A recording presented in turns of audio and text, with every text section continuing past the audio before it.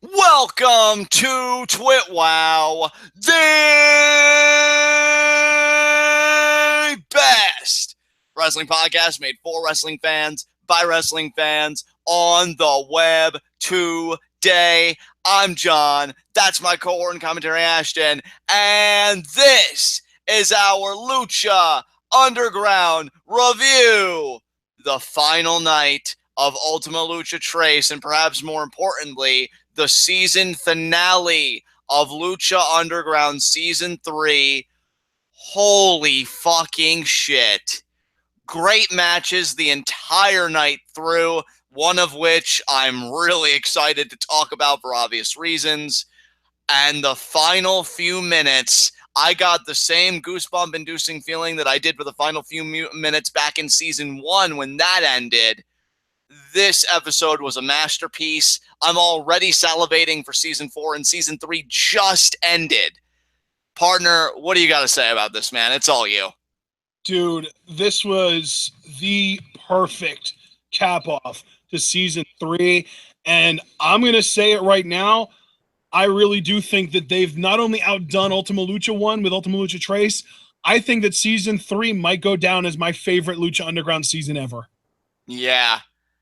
I mean, dude, holy... Now, you got to understand, guys, that's not just, oh, well, okay, whatever, there are only 3. That's a big deal. Lucha Underground Season 1 is what John and I fell in love with in the first place. So for them to be able to not only recapture that magic, but then exceed those expectations with Season 3, I can't praise this show enough. And I don't even want to think about the perspective that they might not be around for a Season 4. Like, I can't even allow that thought to cross my mind, because if I do, I will sink into a depression. Yeah, dude, this episode tonight, because there may be people that are like, oh, I don't really get the hype behind Lucha Underground, or I don't think, it's been that great. And hell, we even had things about Ultima Lucha Trace that we really didn't care for. Most immediately comes to mind Son of Havoc and Pentagon's ladder match. And that's fair, but if I was to show somebody why I love Lucha Underground, I would show them this episode, this finale, because I'm like, this is Lucha Underground when they are firing on all cylinders, when they are having a perfect fucking game. Because when I tell you, dude, I don't think this show had one bad match tonight. And I feel like those final 6 minutes, my faith in certain parts of Lucha Underground got restored. And I don't know why I keep having periods where I question it, but you know what, though? I'm glad I have those periods, because you always say, right, you want our fan base to be skeptics. The beautiful part about skepticism is when you have a belief affirmed, when you're like, oh, no, I was right to have that. It feels so fucking good. And it did for those final 6 minutes, and just the cinematics are gorgeous, and just everything. I said earlier, this is art. And I can't really think of a better way to say it. And like this whole experience, and that's what Ultima Lucha Trace on the whole was an experience. Just so good.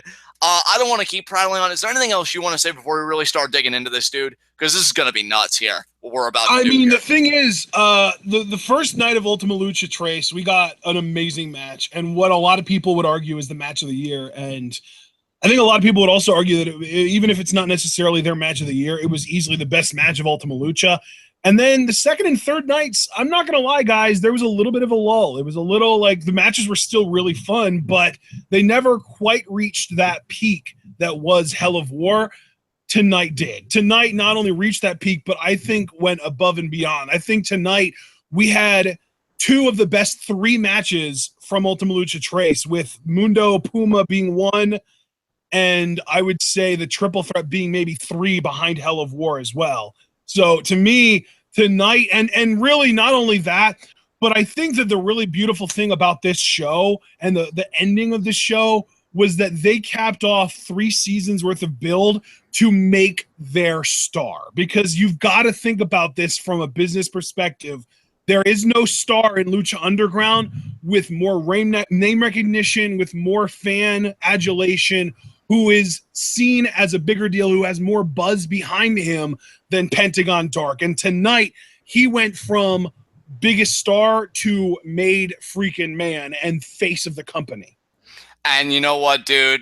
Like, Even though, and I do stand by it, I'm not as crazy about Pentagon as I was like in the earlier seasons, season 1 and then the first half of like season 2. It's still deserved because you can't deny the reaction that he gets and the way that they built him up and the story he got. It's believable. I don't feel like Pentagon was. Dude, it's really funny too because when you think about it, the finale of season 3 actually does have a really familiar feel. It feels very similar to the finale of season 1 because remember, at the end of season 1, Cueto left the temple. We didn't know if and when he was going to get back, and then to start season 2, Katrina was the proprietor. So exactly, we might get a similar situation if and when season 4 happens, where Winter is the proprietor for the first few months. And then Cueto comes back like a damn house of fire and takes the temple back. Well, this is what I wanted to mention since you're already discussing this. And I didn't know when we were going to really hash this out. Because remember, like, I can't wait to rewatch this with you because I was really straining my ears to hear what Cueto was trying to say on the other end of the phone. But you could clearly hear on the phone's end a male voice saying "mijo." Mijo, and remember, I speculated aloud, that means son in Spanish, doesn't it? And Coheed confirmed that yes, it does. So you've been talking about Papa Cueto for the longest time. That's who was on the phone, and I think that's huge in itself. I mean, we have to talk about that. The idea that now Papa Cueto, the same guy that sacrificed his other son in Matanza to be a vessel for a god, is now going to come to the temple to what? To have like a Cueto, whatever the other side would even call it, war kind of thing. Son isn't mijo, it's hijo. Hijo. Well, maybe is it just my pronunciation then that's wrong, and not the translation? No, there's no M in it at all. And I thought I heard an M on the phone. So that begs the question then: what was being said on the phone then in English? We could get a translation. We'll have to go back and listen to it, dude. I mean, the speculation that we've got right now is that it might be Cueto's dad. That's the only. Yeah, and that's really what I've been driving on here because. And really, I think it would help, too, if we knew what Cueto was saying. And like I said, I was straining my ear to hear it, but he did a great sell job on being shot because the words came out so weak. I thought he was going to collapse at any moment. But, yeah, I mean, just continuing the discussion as is, I do feel like Papa Cueto's coming. And I think that's huge because, again, if you're, like, really into Lucha Underground like we are, you've read the comics, you know that he sacrificed Matanza for the god to inhabit his body. So we know Papa Cueto's a sick fuck. And now that he knows his other son's been shot, and I'm guessing the Cuetos are like a very proud family name, like, oh, we can commit violence amongst ourselves. But anybody outside, you know what? Jafar in chat made a great point. Papa Cueto is probably saying mi hijo. And obviously it runs together. It's mi hijo. But mi hijo means my son in Spanish. Yeah. And that's the thing. Like the Cuetos do strike me as the type of family. We can commit violence unto ourselves. Like I can sacrifice my son can kill, my wife. We can do all that to each other. Any outside forces try screwing with us though, and it's war. Like they just strike me as that kind of family, which is why I find it interesting that Papa Cueto now could be coming to take care of business. But I do think if that's true, that may put a wrench in your theory that Papa Cueto isn't the Lord. Because that would be a bit backwards. If the guy servicing the Lord shoots him and then he ends up like... Yeah, that's true. That's true. Yeah, you got me there for sure. Yeah, so very interesting developments. I mean, brother, do you want to just keep going in reverse and talking about these last 6 minutes, or do we want to get a more order review? What do you want to do here? Because, I mean, we could... No. We're gonna keep the structure this week. Okay. So then to begin, let's just take it nice and easy. We have our cage match between El Dragon Azteca Jr. and Matanza. I thought this was a great freaking opener. What did you think of it? Yeah, this was a really fun opener, but unfortunately I wasn't able to watch most of it because I was having problems with my player guys. I ended up literally like 30 minutes into the show. I couldn't get the player that I was using to work, and I just said, screw it, and I went to Sling TV and started a free trial. I'm actually getting ready to cancel it right now. But yeah, I ended up using the Sling TV free trial just for this show. Yeah, and I'm so glad you were able to, because like I could feel my energy slowly being sucked knowing that you weren't able to join us. I thought they played up the contrast between these two brilliantly, with El Dragon Azteca's more aerial repertoire versus Matanza's pure power and technical acumen, because obviously the person playing Matanza, Jeff Cobb, is a fucking phenom in there. He's unbelievable. They do a breaking the cage wall spot with a belly to belly of all things, which for whatever reason is really goddamn impressive to me. Like, that is a beautiful fucking visual to know that a belly to belly and not like this power slam or whatever breaks the cage wall, which again plays up the idea, well, when you're a god, the power of every maneuver gets magnified tenfold. Yeah. So originally, Azteca was going to be declared the winner, but of course, in Cueto's temple, he decides who wins and who loses. He says this match is going to continue, and you can only win by pinfall or submissions. These guys continue to have a great exchange. You know, on the outside, there's a lot of fighting in there. Then they get back in the ring, and while El Dragon Azteca Jr. tries, to make a good assault of things, and he even seems to be in control, at one point, we have a new and chaotic element, Black Lotus. She gets on top of the cage. She does a crossbody to Azteca, leaving room for Matanza to get Wrath of the Gods, pins Azteca, and then as Cueto and Matanza are celebrating, Matanza gets on the top rope. He's kind of posing, doing his thing. Black Lotus low blows Matanza, and then using the leverage from him on the top rope, power bombs him, which was a great visual.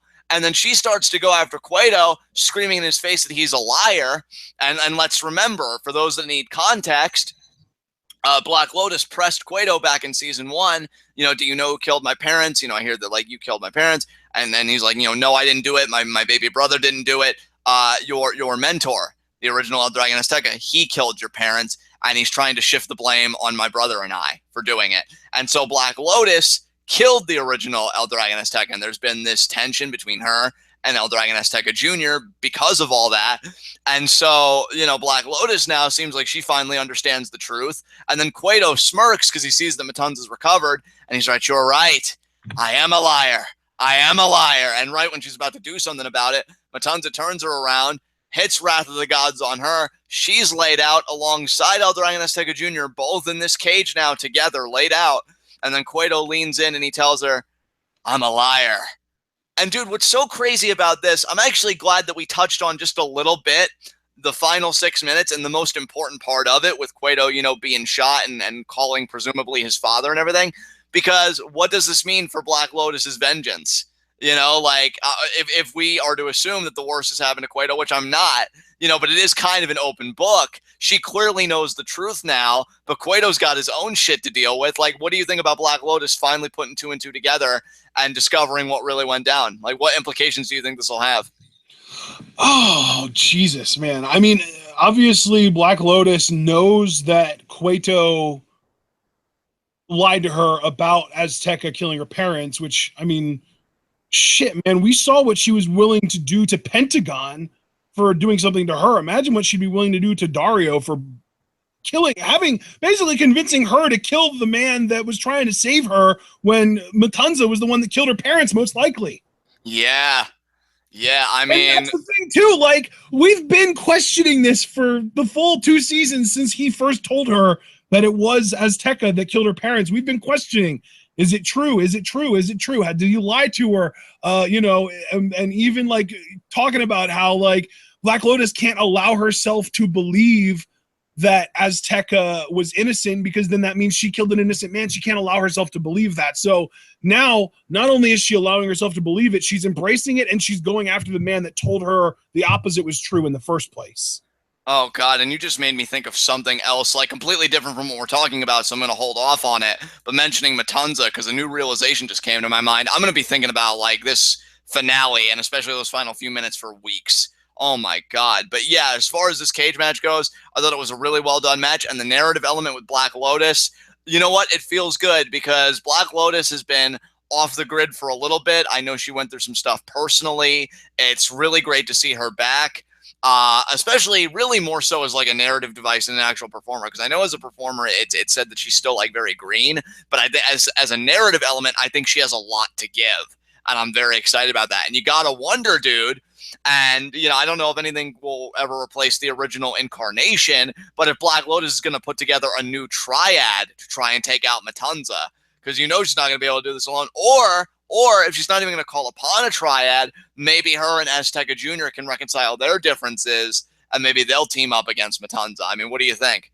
Yeah, I mean, Obviously we're not going to get the exact same Black Lotus triad in season 4 if we get a Black Lotus triad at all, but we could still get Io Shirai, which was like the really important one, and Mayu Iwatani, who has actually probably had been the most improved since we saw them in season 2.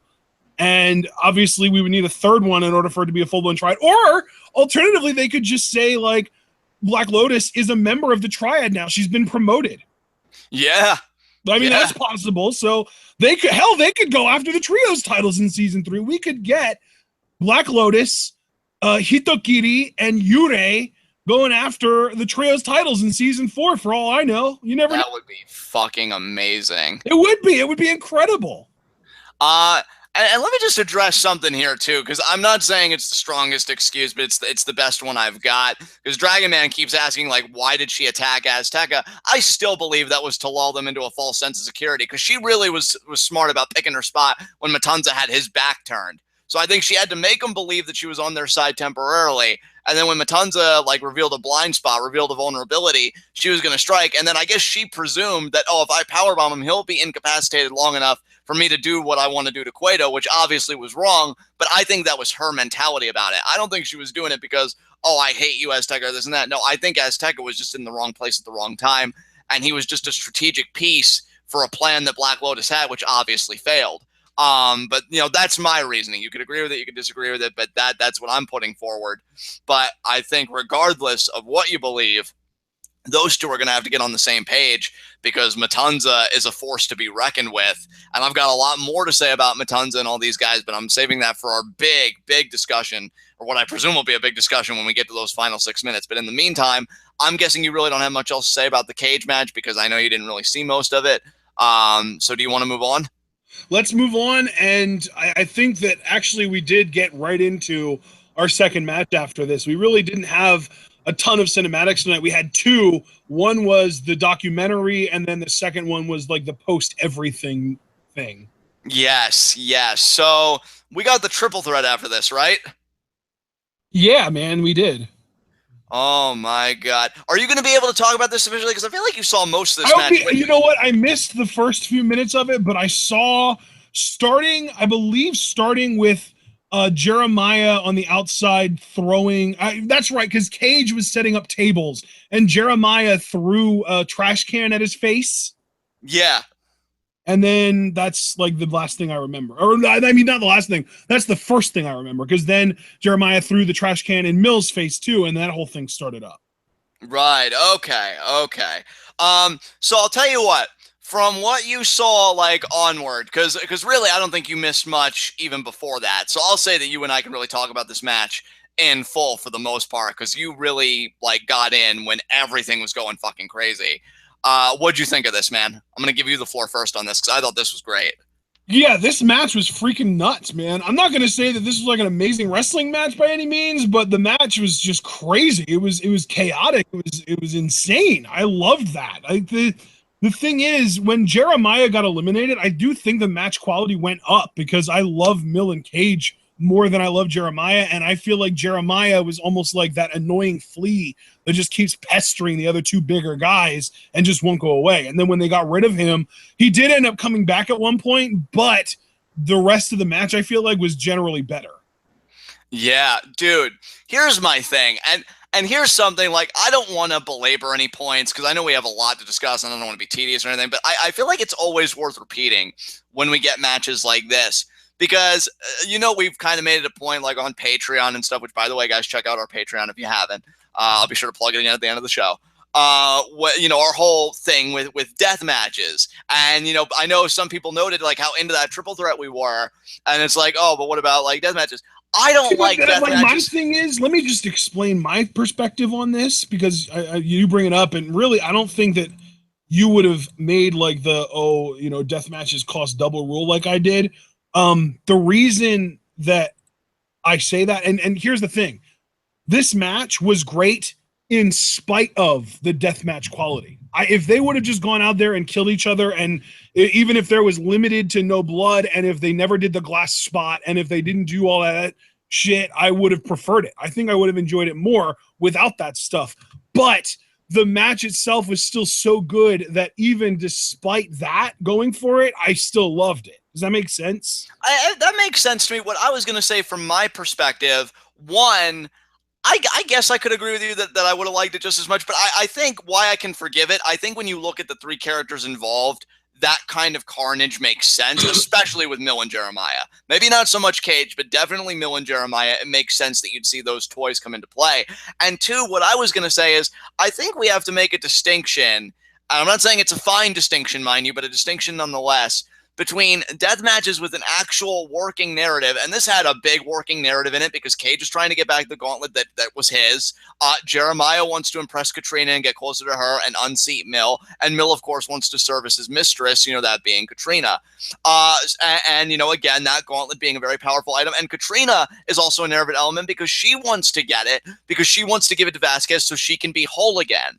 Now, in most death matches, you don't nearly see a narrative that complex. Most death matches I see is just about the gratuitousness. Like, how violent can we be? Oh, look, I've got a light bulb fixture. Let me hit you with that. Oh, let me stick this empty syringe into your eyeball. There's no narrative substance. What makes me appreciate this violence, what makes me appreciate the lengths that these men go through, is the stakes are tangible. It's not being hardcore for hardcore's sake. It's not being hardcore. And that's the thing too, is like a lot of the time with deathmatch wrestling, it doesn't feel like they're trying to tell the story of I want to beat this guy for this reason. It feels like they're telling the story of, let's see how much dumb shit we can do to each other and live through it. Exactly. And that's what I love about Lucha Underground style death matches, because even when you think about the Cero Miedo match in season 1, Pentagon was all about that violence. Lucha Underground is all about that violence, and it was that's what it was about. Like him. Well, yeah, and not only that, but also Vampiro was the one that introduced a lot of the deathmatch stuff. Right, because as it would later be revealed, he was the master, and he was testing his pupil Pentagon, and he said, "You passed." Yeah. So, again, if you have a strong narrative element, we got a sick fucking spot with Cage's head being impaled with bamboo. Jesus fucking Christ. The thing is, that was nuts, and I'm, freaked the hell out for it, but I also thought it was gratuitous. Right. And for me, I'm like, I can forgive it again because I know what these guys are fighting for, and they're going to those lengths. Jeremiah, I will say this because I did mention in our last 5v5 that he was able to crack it, I think, or at least make honorable mention because I really was liking his work. No different here. The image of him with that crimson mask and a bamboo stick in his mouth, just a great imagery from him. He was really hamming it up. And I love it because I think it just fits the gimmick so well. The beginning of the end for Jeremiah, though, was the deadlift kind of suplex, over the ropes through the table. Mill was on 2 tables. Cage suplexed Jeremiah through them, so he kind of sandwiched Jeremiah and Mill. Then Cage gets Weapon X. That's the elimination of Jeremiah. So then we kind of shift the tone of the match a bit to Cage versus Mil Muertes. And what did you think about this interaction between these two hosses here, Ashton? Dude, this was incredible. Mil Muertes did a Hurricane Rana. What more do you need to hold in order to just realize that this was incredible? That's the thing, dude, is Mill, I feel like Mill can do. Mill is the Ishii of Lucha Underground. Mill is that guy where it doesn't matter who you put him against. It doesn't matter what style his opponent has. It doesn't matter whether he's working undercard, mid-card, main event. Oh, it's curtain jerker. It does not matter what you do with him. He will draw people into his matches, and he will steal the show. And dude, it's gotta feel so.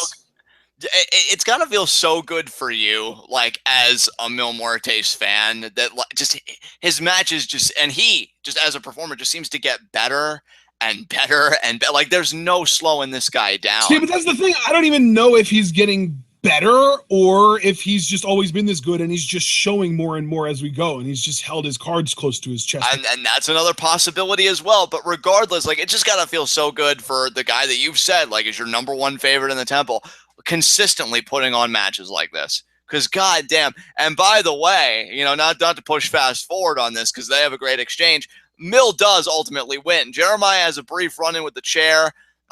Hits Cage because I even said in live reactions, I feel like that was more about Katrina and less about anything to do with Jeremiah and Cage.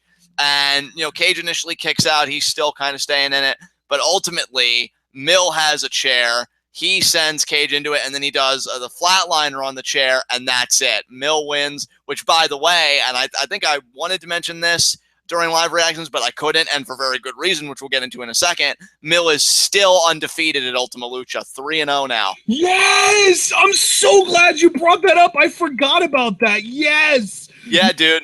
Literally Lucha Taker, but you don't see Undertaker throwing out Hurricane Ranas, damn it.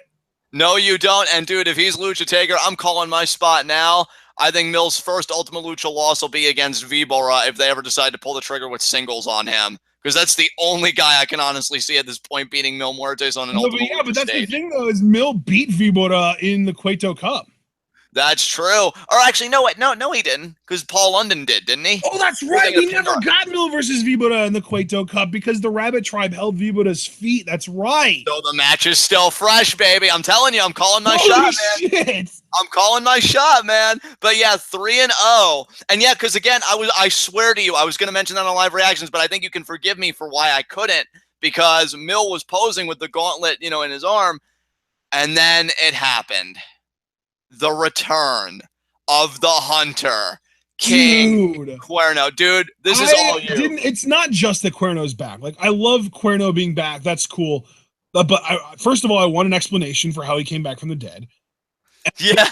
And second of all, the way that he came back, Mill gets the gauntlet and then stands on the Lucha, the Aztec seal in the middle of the ring, and does like the superhero landing pose, punching the seal, and the lights go out in completely darkness. And then when the lights barely come back on, and it's not even all the lights, it's like we're on like backup emergency power or some shit, there's Cuerno in the ring, and he beats the shit out of Mill, steals the gauntlet, and takes it with him to his house.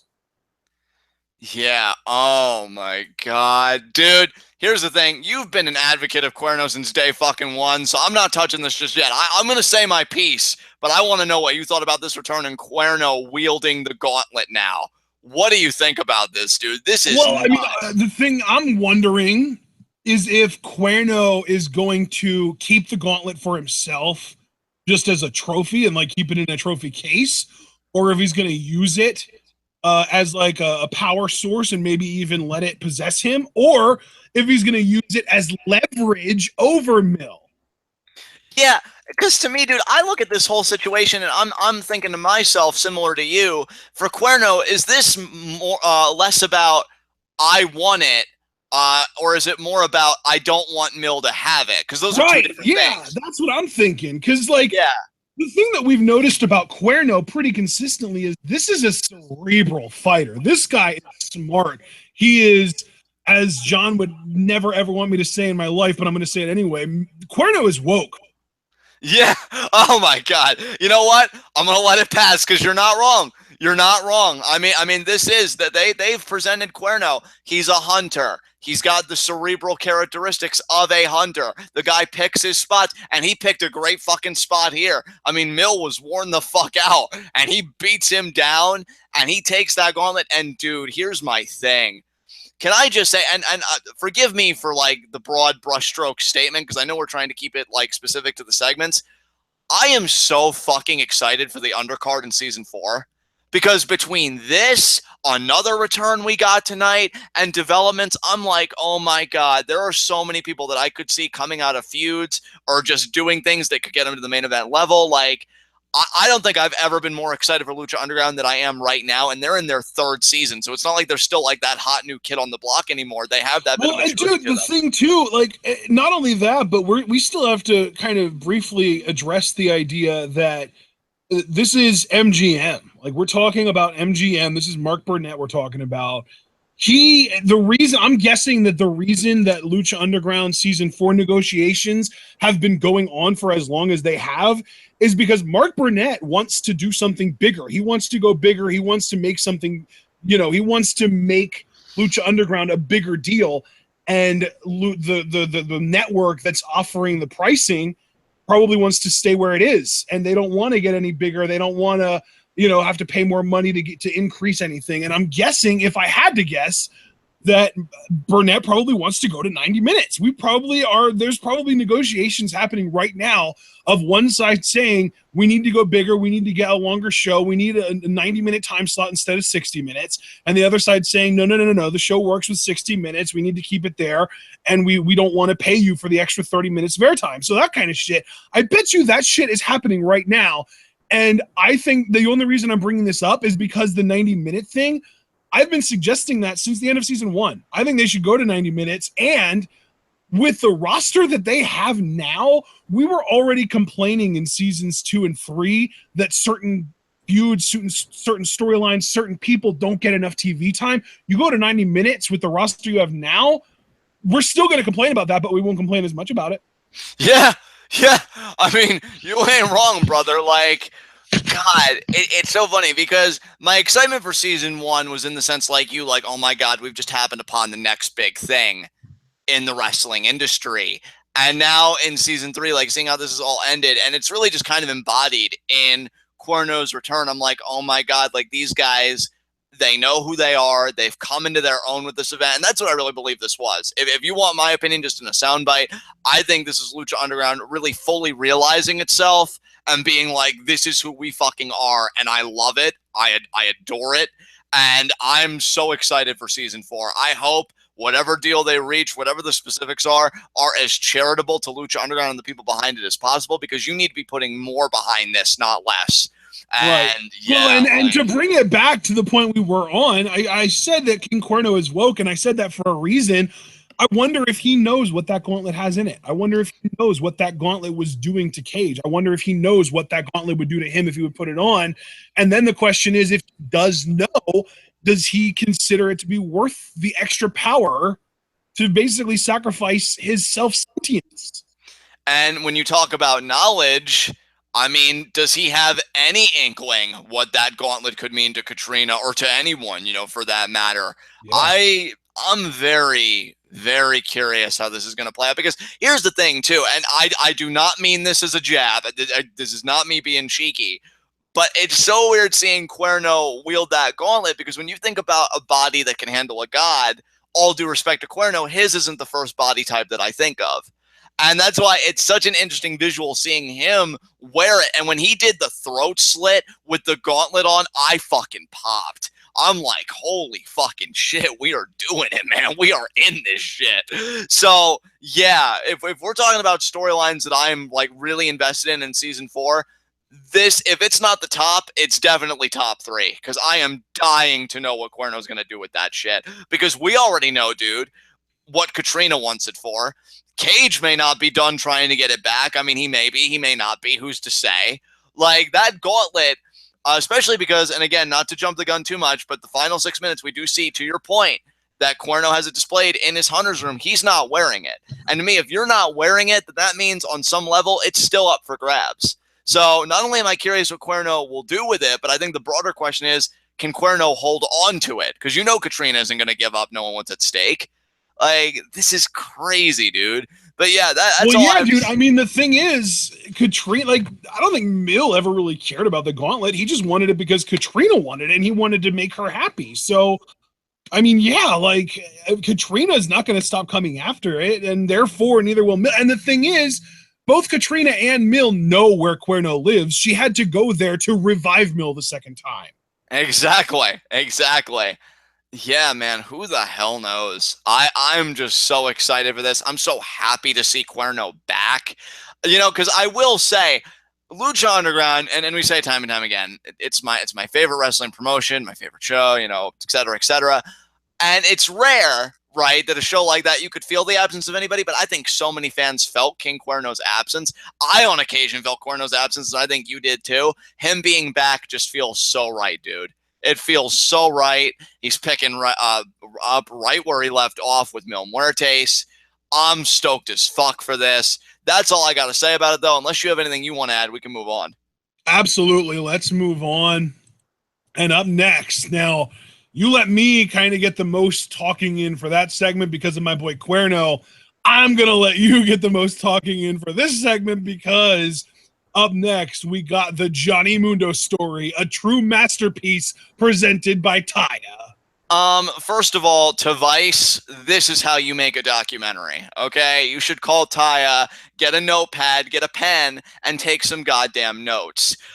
Second of all, should have been me. I should have gotten that internship. I could have handled the sound equipment, but, sour grapes. This was great. I've got so much I want to say, too, about the main event, which is why I'm going to let you go first on that, too, because I don't want to hog all the time, but I've got so much I want to say about everything Mundo related. It's him. I love how self-assured this man is. And he calls out everybody. He's like, look, they just hate me because they know deep down their life sucks. And really, is he wrong? Because you look around, it's like, we're not Johnny Mundo. And yeah, I know that's usually the running bit with Adam Cole, but seriously, though, Johnny Mundo, though. You've got a championship. You've got a wonderful fiance. You've got your own faction, which is an amazing faction. Like, he's running the freaking world. The Taya's voiceovers were great.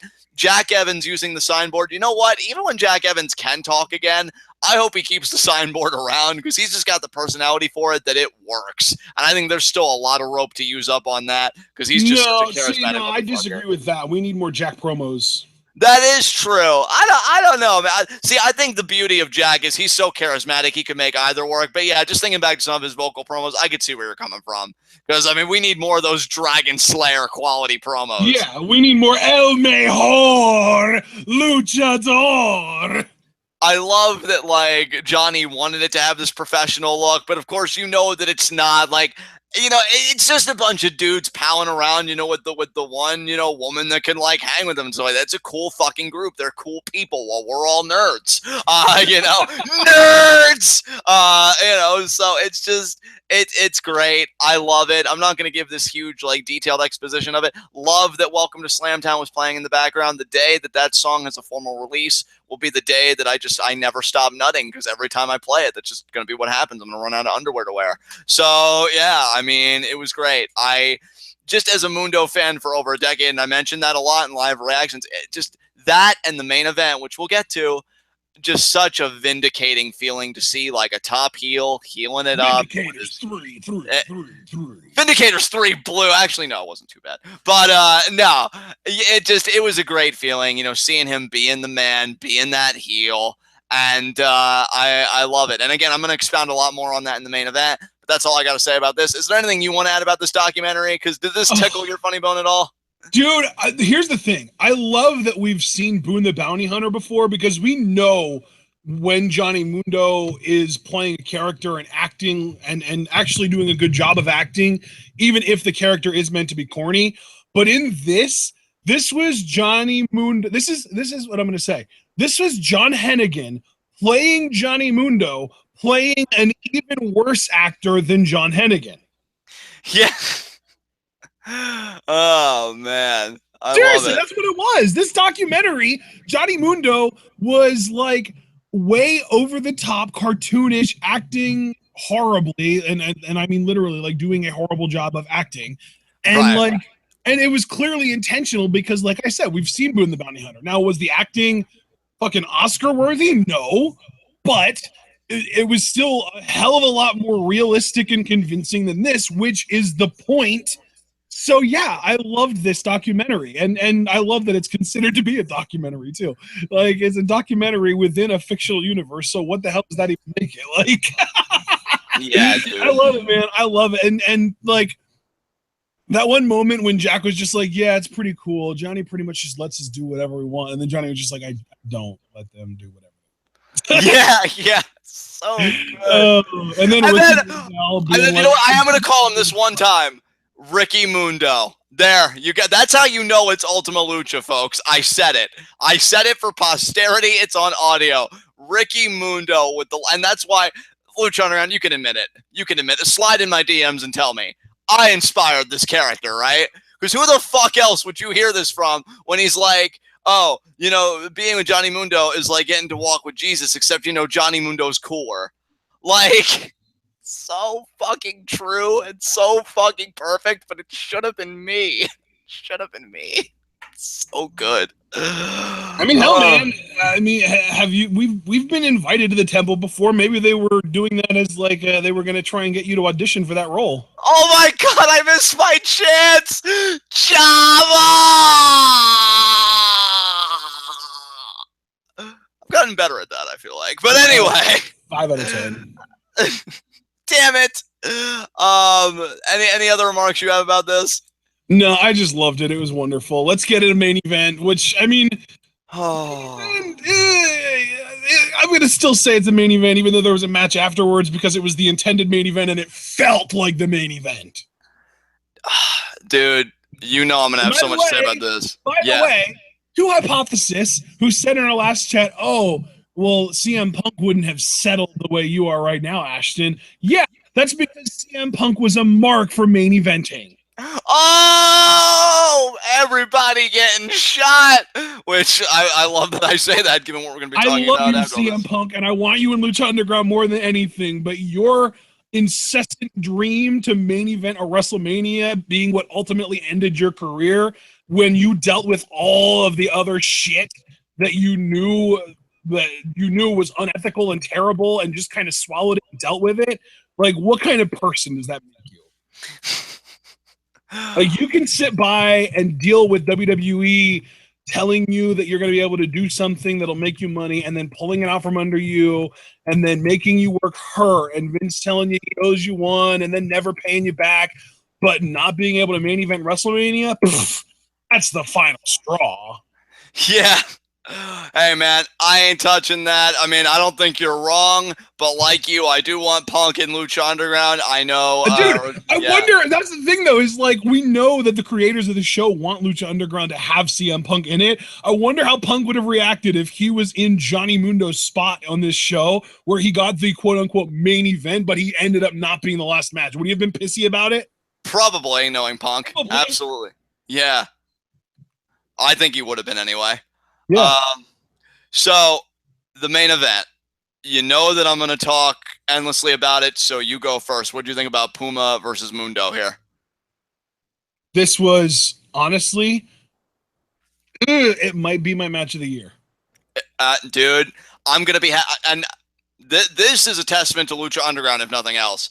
I'm going to be having that debate for weeks because it really does come down to this in Hell of War. I can tell you, Lucha Underground, you've got my match of the year. You've got it on lock. I don't see anything topping either of those two matches, but it comes down to those two matches. And how great do you have to be that the competition is internal with your own fucking product? But no, continue, because again, I have a lot to say, but I'm saving it. I'm saving it. So what do you think about Puma Mundo here? To me, this match felt like a current day version of like an old school SmackDown 6 match, you know, like this match, these guys know each other so well. They know each other's signature offenses so well. They can counter shit that usually doesn't get countered. We saw Johnny counter the Northern Lights into the Brainbuster by kind of interrupting it after the Northern Lights. We saw an amazing sequence where Puma rolled out of the way for the end of the world and then rolled back into position, and Johnny saw it and immediately went for a second into the world and connected, even though it was only a 2 count. We saw a top rope, a top turnbuckle moonlight drive. Like, we've seen shit in this match that we never saw from either one of these guys before, and especially Johnny, because I will say I don't necessarily know if Puma did anything in this match that we've never seen before, but I know for a damn fact that Johnny Mundo did 2 things in this match that I've never seen before. So there you go. Like, yeah, this match was, like you said during our live reactions, this match was artistry. It was amazing. Okay, well, now it's my turn to go. And I said at the outset, wasn't about wins, wasn't about losses. You were going to get Johnny Scumbag in spurts, but for me, this match meant so much to me because you guys already heard Mark Out of a Lifetime, so I'm not going to retread all that ground again because we don't have time and we have other epic shit to talk about. But, like, I was so happy for him that he was going to get to have this in Mundo. Now, Puma is brilliant. I don't want to push him to the side. He's technically brilliant in the ring. It's a great character. The way they played everything later, which we'll get into, was so emotionally resonant. But to me, I want to focus on Johnny because WWE never put him in this spot. And I always wanted them to put him in this spot, like either as a babyface, like a top babyface, or, of course, as a heel, because I always preferred him as a heel. And I loved how he fucking worked this match. Like one thing that I mentally took note of, right? is that you've got Puma doing all of this impressive shit. The double springboard shooting star, which I still can't believe. That was fucking gorgeous, breathtaking. The thing big is, we've seen him do that before. We've seen him do that in PWG before. Yeah.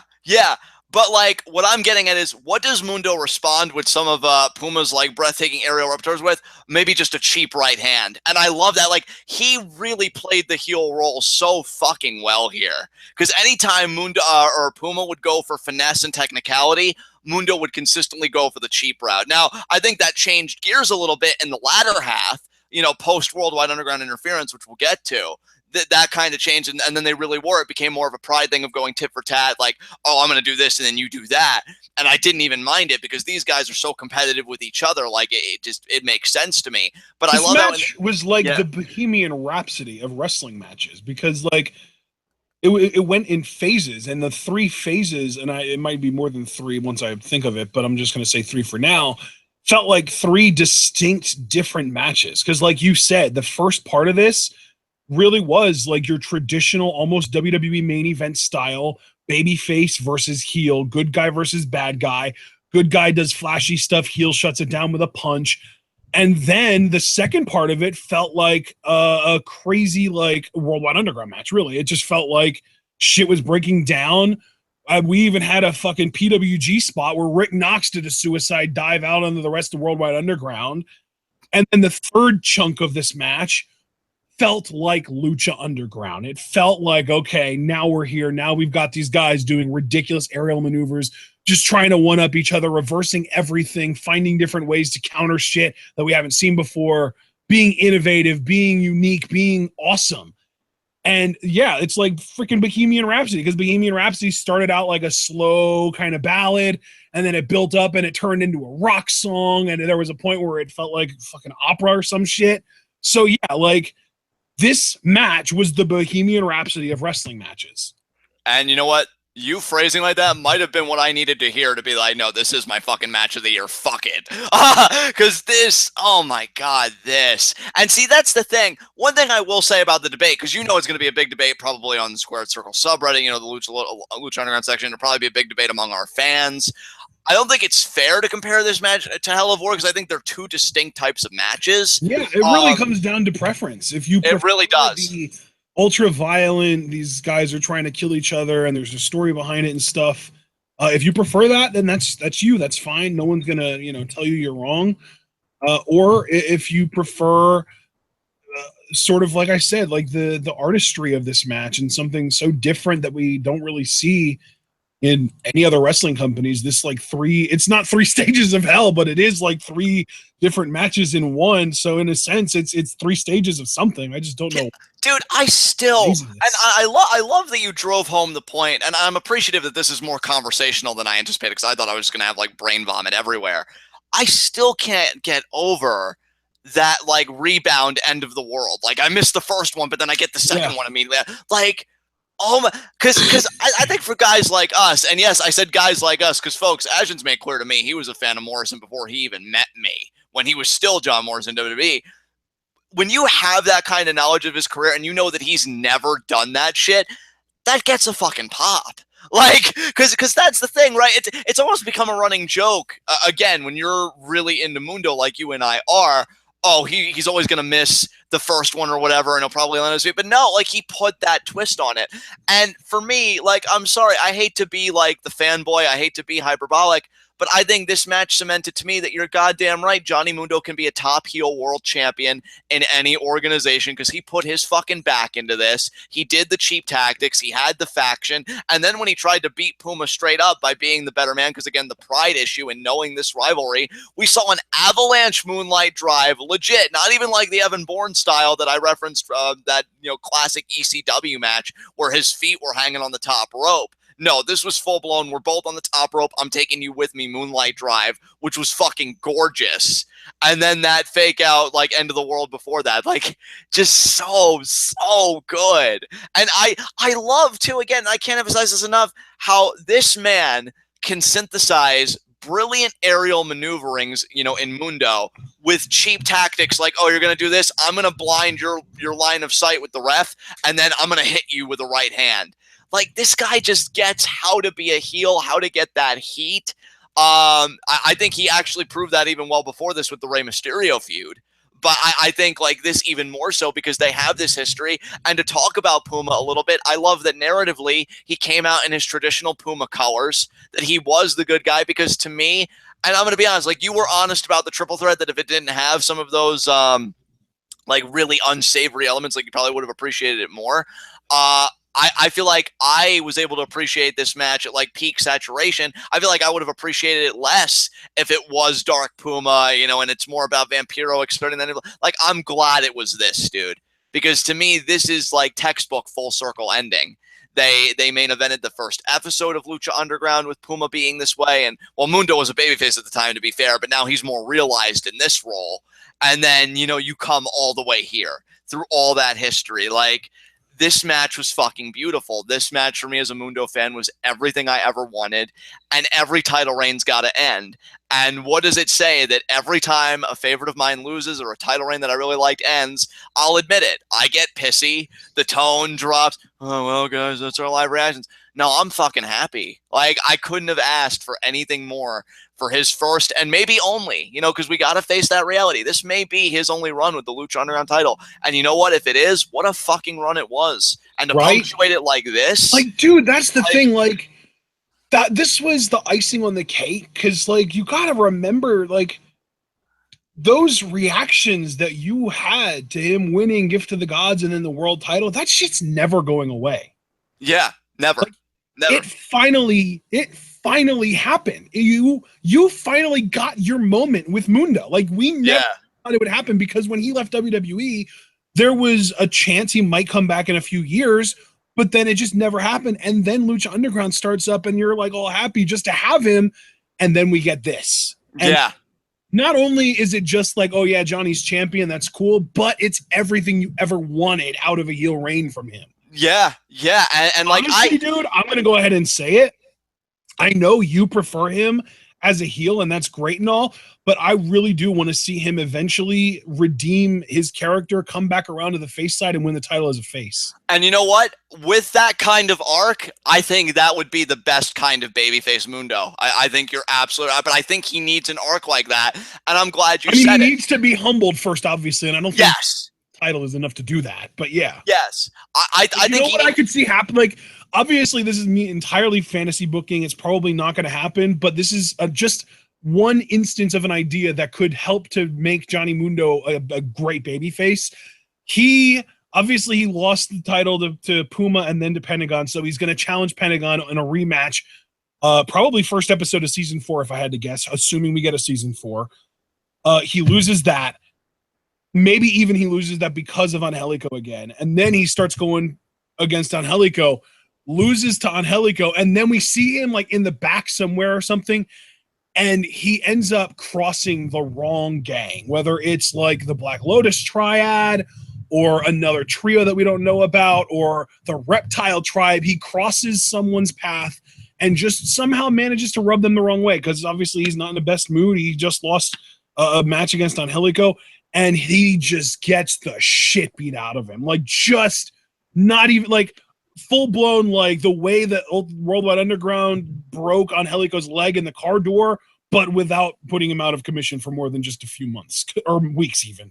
Yeah. Just gets the living shit beat out of him. And it's like, maybe they could even show like hospital scenes of him and Taya or something. And they make his comeback story the big deal, because that's what it is. The easiest way to turn somebody who is a set-in-stone heel into a sympathetic babyface is an injury storyline. And Lucha Underground, being as amazing as it is, they can kayfabe the shit out of an injury storyline and no one would know any better. Yeah. Oh, certainly they could. And, you know, like, Cliff made a great point. Like, even just his journey to the title, because it took him 3 seasons to win the damn thing. That was so well done. Like, everything he has gotten out of this promotion. That's why I say, I don't know if he will. That's going to be at his discretion. I want him to retire here. I want his career to be just in like a decade and a half. In a decade and a half, after he's won, you know, just do all the things all over again. But no, like I even become the first ever 3-time Lucha Underground. Exactly. Like I even tweeted, this is how you know that I'm appreciative, and like I don't have sour grapes and I'm not pissy like I am mostly when guys I like in WWE lose, probably because I don't have any optimism they'll ever get anything better. I was a bit cliched, I'll admit, but I did straight up tweet out, and I know Roach and DeJoseph liked the tweet. I said, don't be sad that it's over. Be grateful that it happened. Thank you, Lucha Underground, for an incredible Johnny Mundo world title run. And I am grateful because WWE was never going to give it to me. The guy jumped off the Elimination Chamber and they still didn't fucking give it to him. So, like, they were never going to do it to me, ever. And Lucha Underground did. And I really, and yeah, I'm biased. You're damn fucking right I'm biased. But I would like to think that that faith paid off. I'd like to think that he was an incredible heel for them. Worldwide Underground's been an incredible faction and still is an incredible faction. And this was just an incredible title run. And I will say, because I have been a bit critical of some of the matches. Like, this was the match of his title reign for me that I was looking for. This was the match where I'm like, yeah, we're in it. This was it. This was your legacy. This was amazing. And this may be the only time he touches the world title. And if it is, I'm happy with it. It was fucking great. Great matchup. I can't say anything else. Again, Puma was great too. I don't want to leave him totally out in the cold, but you guys knew I was going to talk more about Mundo and everything he did. Stoked that Angelico's back, by the way, just to mention that very quickly. Dude, it's funny because I felt like I was really rooting for Mundo throughout the match, and like I was like, yeah, Mundo, do it, Mundo, you're awesome, Mundo. And then Angelico shows up, and I'm like, yes, Angelico beat the shit out of Mundo.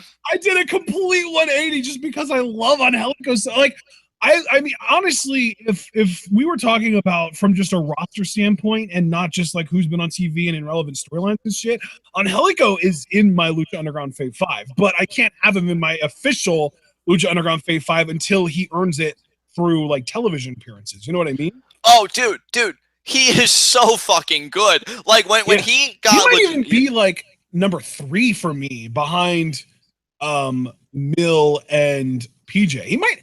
Honestly, he might even be ahead of PJ. He might be number 2 behind Mill for me. Damn, dude. Because I'll say, like, for all the ball busting, that was the term I was looking for all the ball busting I do, because you guys know how it works. I'm actually a fan of people like the Mac and stuff like that. It's just you cross Mundo, and of course, like, claws are going to come out. But I even reached out to Angelico when we found out that he got legit hurt, and I said, man, I'm so sorry. Like, you have no idea how much I was looking forward to this feud, looking forward to live reacting and just, like, interacting, like, to what you two were doing. I said, please get well soon. So even me, like, even though I didn't show because I'm like, oh, you son of a bitch, I was smiling on the inside big. I was smiling on the inside big because that's another thing. Like, Johnny, I think he's 38 now. He recently turned 38 this month. And that's another thing. Like, I think he's turning into an old man. He's starting to settle down. Got a wife coming away. Yeah. And you know what? Like that's the thing. Again, I don't know, man. I mean, Cage got Melissa pregnant. How long before Taya gets knocked up? Oh my God, the next generation of excellence. I can't even think about that right now. What I was gonna say was, are we gonna get baby Santos Cage versus baby Mundo Taya in 25 years? Baby Mundo Taya every time. That other demon spawn doesn't even have a chance. Yeah, come at me, Cage. I said it. Oh God. No, never mind. You can cut that out, right? No, God, this is Google Hangouts. Fuck, I'm fucked. But here's the thing about that. I love Lucha Underground so much that, like, I even think about Johnny Mundo being that kind of veteran of, like, putting other guys over, and I get fucking excited about it. I think, you know what? I think I finally figured it out. It's kind of a sobering moment for me. I think the reason I was so over the top, like Marky Mark, like, oh, these guys got to win everything in WWE, is because, like, it was overcompensating for my cynicism. Because I know how bad the system can be. I mean, look at Rusev, right? How talented do we say a guy like Rusev is? And like, oh, he's working with Randy Orton. Great. Clearly he's going to win, right? Nope. Doesn't do fuck all. But here, where guys, he's best friends with Aiden fucking English. Right. But then, like, you go to a place like Lucha Underground with a guy like Mundo, who, again, fucking worked through an injury, a pinched nerve in his neck for these goddamn people, never got a Money in the Bank briefcase or anything like that, comes to Lucha Underground, actually is made into a Lucha Underground guy over the course of 3 seasons. They give him the ball, he's scoring touchdowns, and now, and I'm genuinely excited about this, I think they're going to trust him enough to be that main event heel with enough momentum and enough heat to get other undercard babyfaces over. And this is where I compliment Angelico. I couldn't think of a better place to start than Angelico. This guy is insane. I think him and Mundo can have a crazy series of matches. I fucking want it. We're gonna get it. And you want to talk about match of the year lists? Season 4 Lucha Underground may have it locked up again if they give these guys a crazy enough match. And the idea of Mundo again being that veteran of like grooming those guys, like that gets me just as excited about him just being champion again. And I'm not even kidding about that. Like, it's so fucking cool to see him have that responsibility because he's so fucking good. That's the only reason you get that responsibility in the first place. So yeah, man, give it to me. Give me Mundo versus the world. I can't wait if Worldwide Underground does turn on him. Give me that too. Give me PJ versus Mundo. Give me Jack Evans versus Mundo. Give me Taya versus Mundo. Give me everything. Hell, even, can I say it? Even give me Ricky Mundo versus Johnny Mundo. Fucking do it. But let him work with everybody and show how goddamn good he is. I can't fucking wait. Because isn't that a great feeling though when you just like you're cheering for someone and there are a lot of haters that are like, oh, he sucks, he's not that good, and you don't even stop to think about what they're saying because you just know how damn good he is, and you can just sit back and be like, you know what, put him against anyone and let him prove me right. And that's just like, dude, again, and that's where I really have to compliment most of all, not just Mundo, because he is my god, as you rightfully pointed out tonight. Oh, like, my Mundo. Oh, my Mundo. Why haven't I been saying that from the beginning? But again, there is something about Lucha Underground, I don't know, maybe how fucking excellent it is, where I don't feel this jadedness. I don't feel this bitterness. Yeah, the title reign's over. So fucking what? He had it. He killed it. Now I want to see him make people. I want to see him make Anheli go to the point where people can start talking about him as a world champion. Because you know what? It's just like we say about The Miz, right? When he would work with guys. Oh, it was really him. Except the only difference is I think Mundo's working with people talented enough that they can carry their own momentum after he gives them that little boost. I could see Anheli go after he comes out on the winning end of a program with Mundo going after Pentagon Dark. I can see it. And I think that's a beautiful fucking thing. Like, I'm no longer jaded by this WWE system that I don't even know how the reward system works anymore. Well, actually, I do. You've got to be tall and have a certain look for starters. But, you know, like, what the fuck do you have to do to get a bone thrown your way? And with Lucha, dude, the thing is, like, it really does just come down to Vince's preference. Because if being tall and having an amazing look was all that mattered, Mundo would have been a world goddamn champion there. Yeah. But to know that in Lucha Underground, like even Famous B, right? He's doing great stuff now, and he started in the company as that jobber. And with Lucha Underground, it's like, look, if you keep working at it, if you trust in us, and you keep putting in the work on yourself, your time's gonna come. And they spent all this time in Johnny Mundo because they knew he had that WWE stench on him. And they waited, but they always knew, like how Eric Van Wagenen even said, if there's a better wrestler in the world than Johnny Mundo right now, I haven't met them. And that's still one of my favorite podcast lines ever. I don't fap to it, you fap to it. Don't be ridiculous. But we got a $2 super chat from Cliff and Mall. Better than Mundo as a cruiserweight, am I right? And you're right. Goddamn right you are, son. And yeah, like that's why I know the conversation shifted like away from Mundo Puma and more into like wrestling politics, but I'm glad it did because Mundo is a story to me in my mind about wrestling politics. Because I would hear people say, oh, well, Vince doesn't like him anymore because he can't win a real fight. Like, if that's true, which knowing it's Vince, like I never know if it's true or not. I've always have that ambiguity about it. Like, fuck that noise. I'm glad you're in a company where it really is more like a meritocracy and, oh, you're great. You're proving your greatness. Your time will come. And speaking of proving greatness, I think now we can shift gears because I gave my fucking video essay on this match and the greatness of Mundo. Puma's celebrating with the title, first ever two-time Lucha Underground champion. But then Dario Cueto comes out. And Ashton, what did our favorite party spoiler have to say here? Dude. Dario Cueto comes out and informs Puma that even though Puma is the world champion right now, the night's not over. We have another match. Yeah, we do. And the beautiful decision to go to a commercial before finding out what the final match was and just letting people speculate. I love that. That was just amazing. I know, right? So good.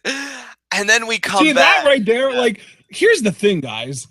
What they did is a tactic that WWE used to do in the Attitude Era when they knew how to make money. Yeah.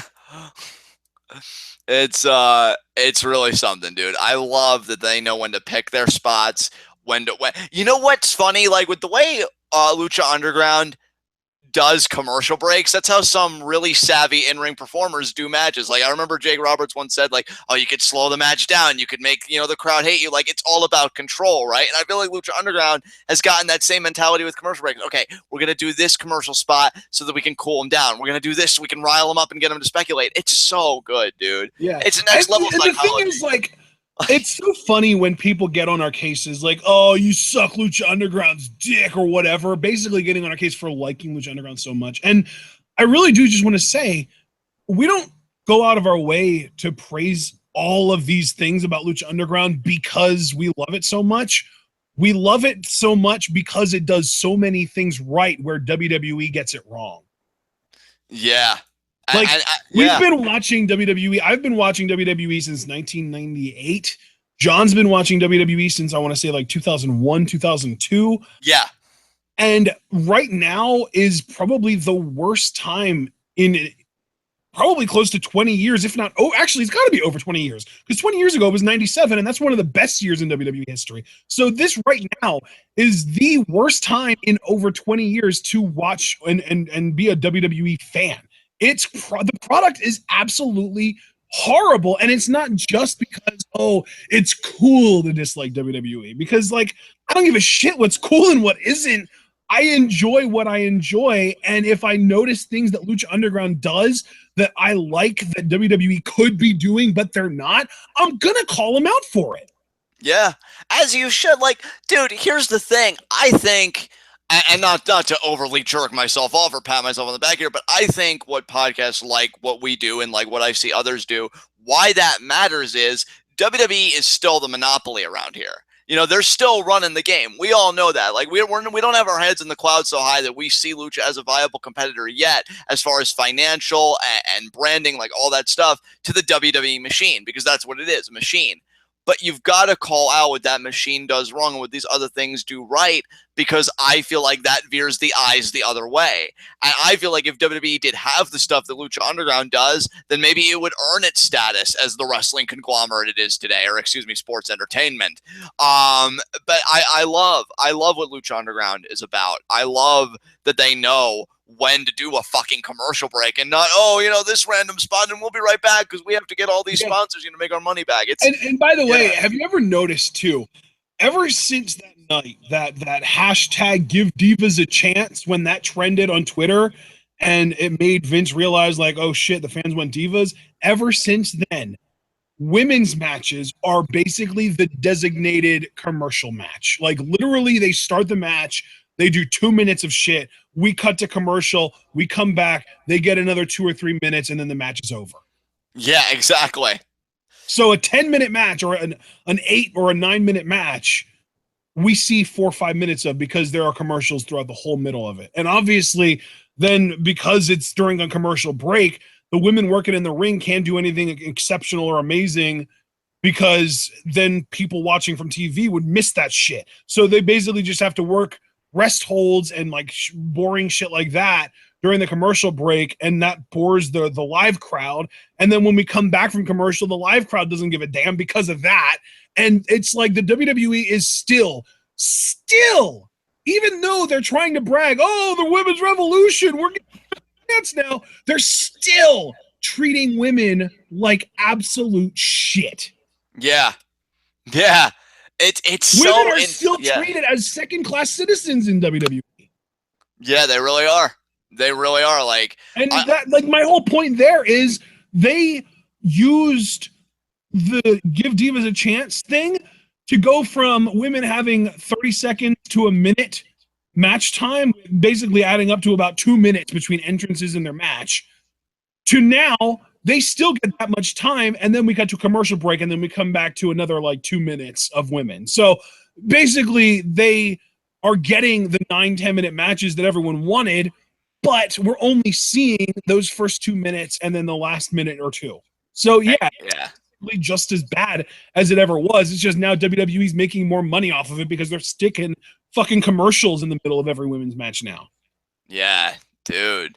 So now we can bring it back to Lucha Underground. Lucha Underground, when they have commercials in the middle of matches, it's because they're elimination matches, and they do the commercial after elimination, which we saw tonight when we went to commercial after Jeremiah Crane was eliminated from the elimination triple threat. But other than that, they really don't do commercials during matches at all. They do commercials before matches and after matches. And the beautiful thing there is they use those commercials, and then they basically treat their cinematics like bumpers. They have cinematics play either right before or right after a set of commercials. Yeah. Yeah. Even the commercial break they had, because I know they had a commercial break like after all the insanity with the Worldwide Underground and Rick Knox, like in the world title match. I felt like that was well placed because then the chaos had died down. Like Angelico had gotten them out of the building. So, like, even that's kind of a reset. Like, okay, when we come back, now you're going to see these two just go at it straight up. No interference, no shenanigans, just these two one-on-one. So even that I felt like was well placed. You know, they just get it, dude. There's no better way to say it. And to really bring it full circle, you know, Cueto had taken this commercial break because he said there was one match left and that he had, something to explain. And then we come back from that commercial and we find that, yes, it's Pentagon cashing in Gift of the Gods, and Dario's explanation, well, rules are like bones. They're made to be broken. And what a perfect segue for Pentagon, knowing his MO. And he comes out. That was 100% intentional, no doubt in my mind. Absolutely. So Pentagon comes out.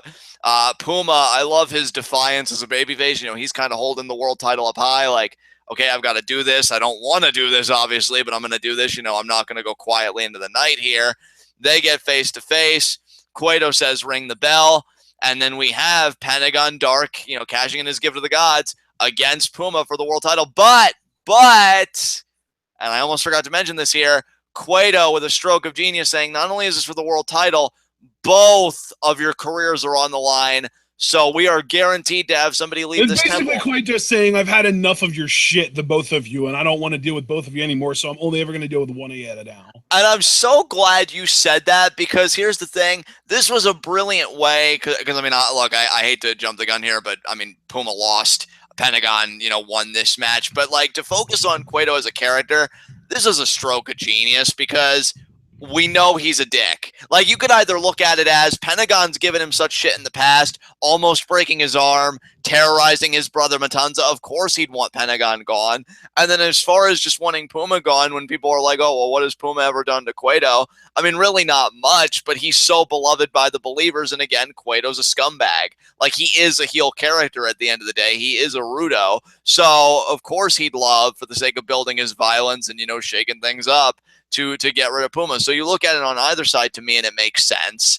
And yeah, then you have these guys kill each other. And I gotta say, for a relatively short match, like, it wasn't super short, but it wasn't like the distance of like a Mundo or Puma that we got prior, I still thought this was a good match. I actually really appreciate the storytelling in this. But before I go any further, I mean, what did you think of this match? This match, it was fine. Easily, to me, the worst match of the night, but that's not to say it was bad. It was just not as good as Puma Mundo or the Triple Threat, or I imagine it wasn't as good as the Steel Cage, but I can't even say that for sure because of how much of the Steel Cage match I missed. But yeah, this match was solid, but not great. And it makes sense too, because I'm not the biggest fan of Pentagon as a worker. And then you throw in an already exhausted Puma just having to work with one arm. Like, yeah, because 90% of this match, Puma worked with one arm because Pentagon broke it probably 2 minutes in.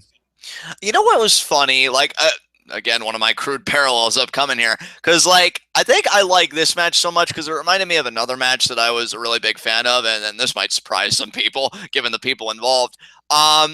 Triple H versus Randy Orton from No Mercy 07, Last Man Standing, when Triple H had 3 title defenses in one night, and that was the third one.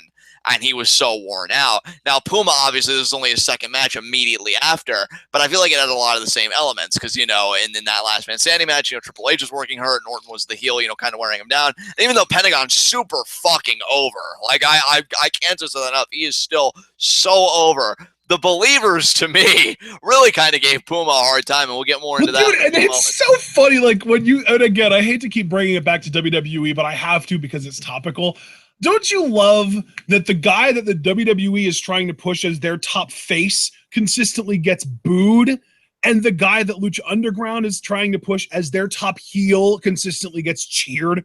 I know, right? Talk like, about two completely opposite places to be as a company. WWE is just like, you will like this guy, and the fans are just like, no, fuck you. And Lucha Underground is just like, this guy's a dick. And then the fans, the believers, are just like, we love him, yeah. And you know what, dude? Like, you're not even wrong because, and I know you and I aren't the biggest fans of Stryker, but like, Stryker didn't approve of what happened here. And so, like, I feel like in Lucha Underground's mind, like, they clearly back him. They feel like, you know, he is that babyface, play-by-play guy. We're supposed to resonate with that, but these people fucking don't. They're like, yeah, Pentagon Dark. Dude, is like, I think something that Lucha Underground really gets that WWE doesn't, and probably because the fact that they don't yet, they probably never will, is fans aren't necessarily concerned about cheering for someone that's a good person. The fans want to cheer what's cool. And Lucha Underground gets that because Pentagon is cool. Like, it's almost like in the fucking Facebook movie, what's it called? The Social Network with Mark Zuckerberg. Well, it's not actually Mark. It was Jesse Eisenberg playing Mark Zuckerberg, where Justin Timberlake's character comes in and he says, no, you don't want to monetize this because it's cool. And it's still cool. You can keep growing your fan base and your buzz, and maybe you can eventually monetize it. But right now, like he said, like, you know, it's cool to get $1 million, but you know what's even cooler than that is $1 billion. And like, that's the difference between making $1 million now or $1 billion later, is knowing what's cool, knowing how to capitalize on it, and knowing how to really kind of project that to your fan base and get them to really buy in. And that is exactly what Lucha Underground has done with Pentagon, because he is cool. I might not be the biggest fan of him, but that's mostly because I don't think he's the best worker in the world. He's definitely solid, but he, you know, he's one of those sort of one-trick pony types where once you've seen his signature moves and he does them in every single match and you get a little bit jaded by them, suddenly he's not that cool to you anymore. But I feel like most people don't care as much about that stuff, whereas I do. So even though I'm not like this big like Pentagon mark and I'm just like, oh my God, Pentagon's the best, most Lucha Underground fans are that way. Most Lucha Underground fans think that Pentagon is the tits.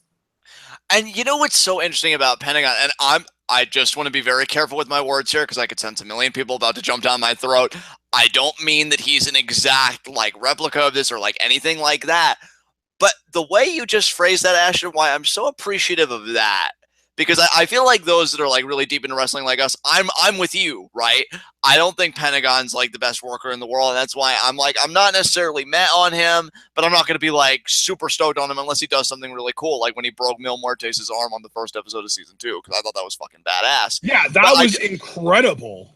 Like, I feel like what you just said, in a way, really does kind of make it seem like Pentagon really is kind of the Stone Cold right now of Lucha Underground to these people, because Stone Cold post his neck injury. We've been saying that since that episode, since he broke Mil's arm. We've been saying that's it. Pentagon is the Stone Cold Steve Austin of Underground, and yeah, it's fit. Like Stone Cold Steve Austin was always a dick too, so it's perfect.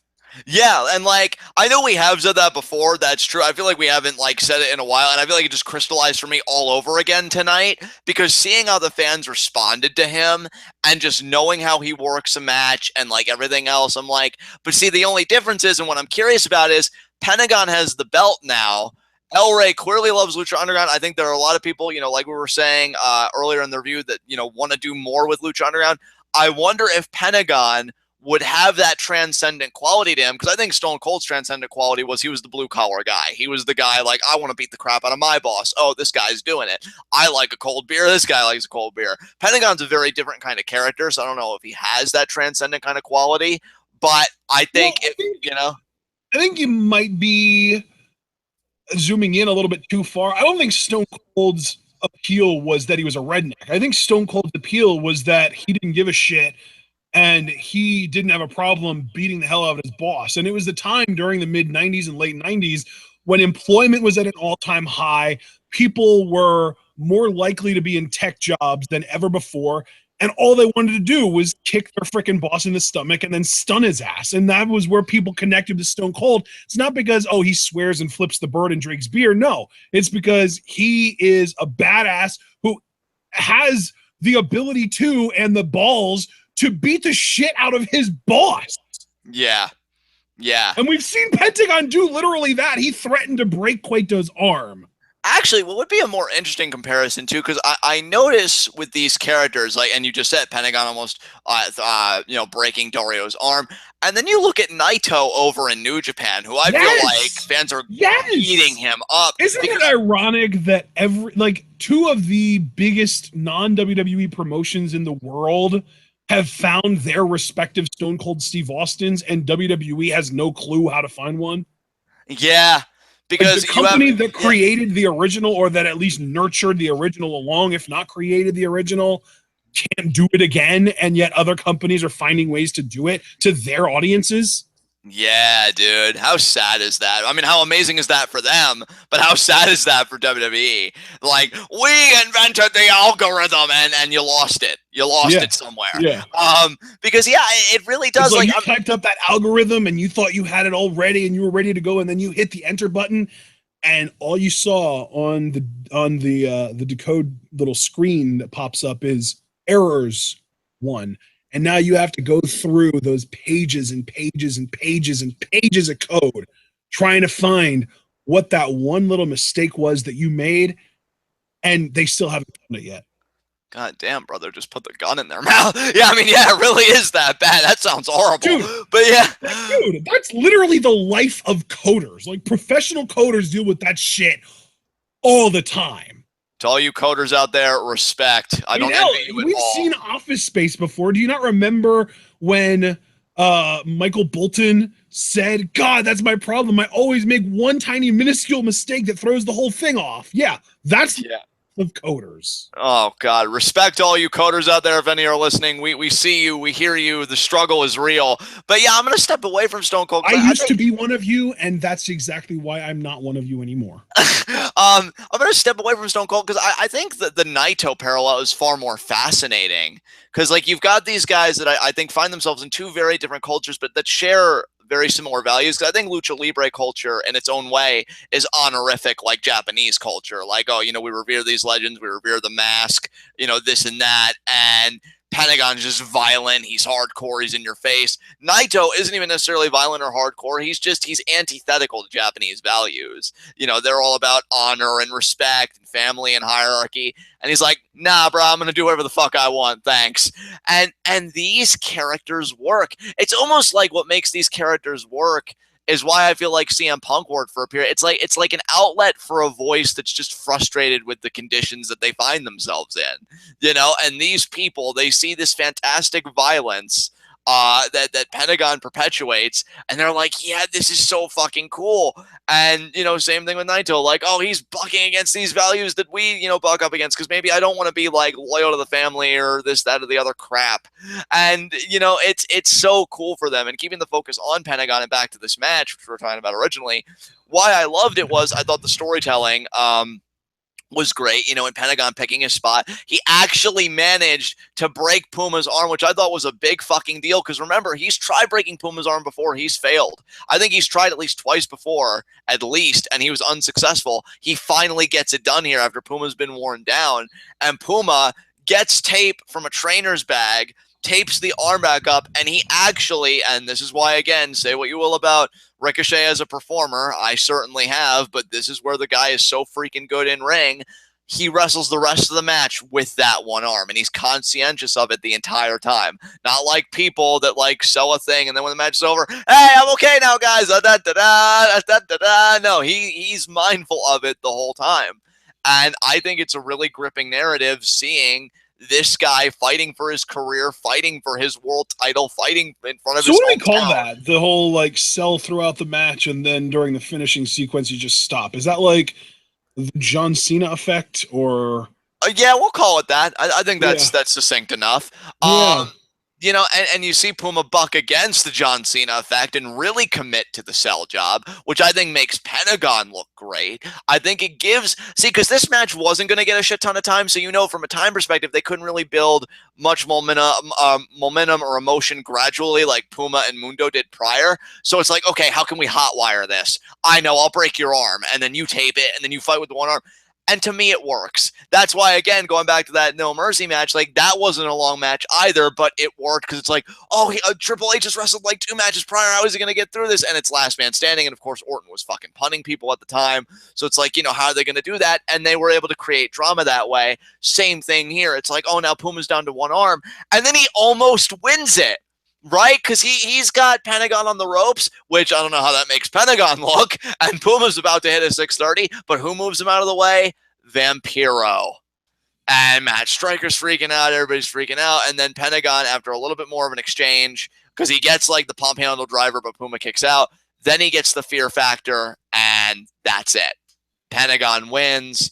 Vampiro comes in, they hug, he gets the belt around Pentagon's waist. Matt Striker's just blown his fucking, lid off. This sucks, he says, as Puma leaves, holding the arm, tears in his eyes. Like, again, that body language, really fucking good. Dude, I'm telling you, and even like the emotion that he was showing on his face through the mask, so good. Like, he legitimately looked like he was about to cry or was crying as he was leaving the temple. And from what I understand, there were like grown-ass adult men and women in the crowd crying when Puma had to leave. Exactly, yeah. And the believers, though, didn't give one single... I mean, they did when Puma was out of earshot. Yeah, because they were chanting, na na na na na na na, hey, hey, hey, goodbye for a time period. But then they did switch it up and they started chanting, thank you, Puma. So... a little late for that guy. I gotta say, though, that just really shows you that Lucha Underground set this all apart, because every other thing, right, we make this big deal, and I'm not saying we shouldn't, but we do make this big deal when like, guys leave, kayfabe or for real, and, it's always this respectable thing. These fans are like, nah, spit on the body while it's walking to the back. Like, it's crazy, man. It's crazy. And Pentagon has a very succinct promo. He pretty much says the same stuff he always says, but with the added twist of, oh, hey, I'm champion now, bitches. Get used to it. Yeah. This is my temple now, and I'm going to run this temple with Saddle. I didn't even finish. The crowd just said meow for him. Yeah, and then Cueto was probably like, hey, good joke, right, Winter? And then, oh, God. Well, we get to talk about that next. Brother, how do you even want to tackle this? Because I love giving you the floor with stuff like this, but we're talking, it was several minutes long. God. Sean, the best character in Lucha Underground history died tonight. I can't even process this. Why, Pindar? Why? I just caught what you did. Sorry, I'd like Twitter fucking things happening. Oh my God, that fake out by you. You know what, good sir? You earned yourself an A+. So that was beautiful. Fucking love Cobra Moon though. I know her. I know Rosa, she listens to this podcast. I love you. You're so good. I love your throne. Rule forever and ever and ever. Reptile Tribe for life. I was so glad we got to go back there. We found Daga. That was another one. Yeah, we found Daga, and Daga found the Reptile Tribe and joined it. I know. By decapitating Pindar, there can only be one. You know what, dude? It's funny. I was even talking to you during the trios title match about how Vibora and Pindar were redundant assets, because it was basically 2 powerhouses. Well, shit, we don't have that problem anymore, do we? It's like they anticipate it. It's like they have the shit, dude, and they're like, wait. Speaking of anticipating, can I just say, I love that Lucha Underground did not wait until season 4 to readdress the Sexy Star Spider story. Yeah, dude.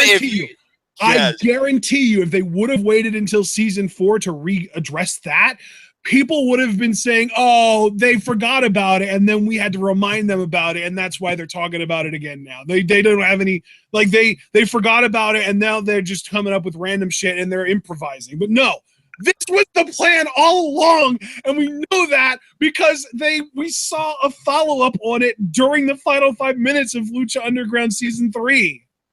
Dude, I want to be in that writer's room so goddamn bad.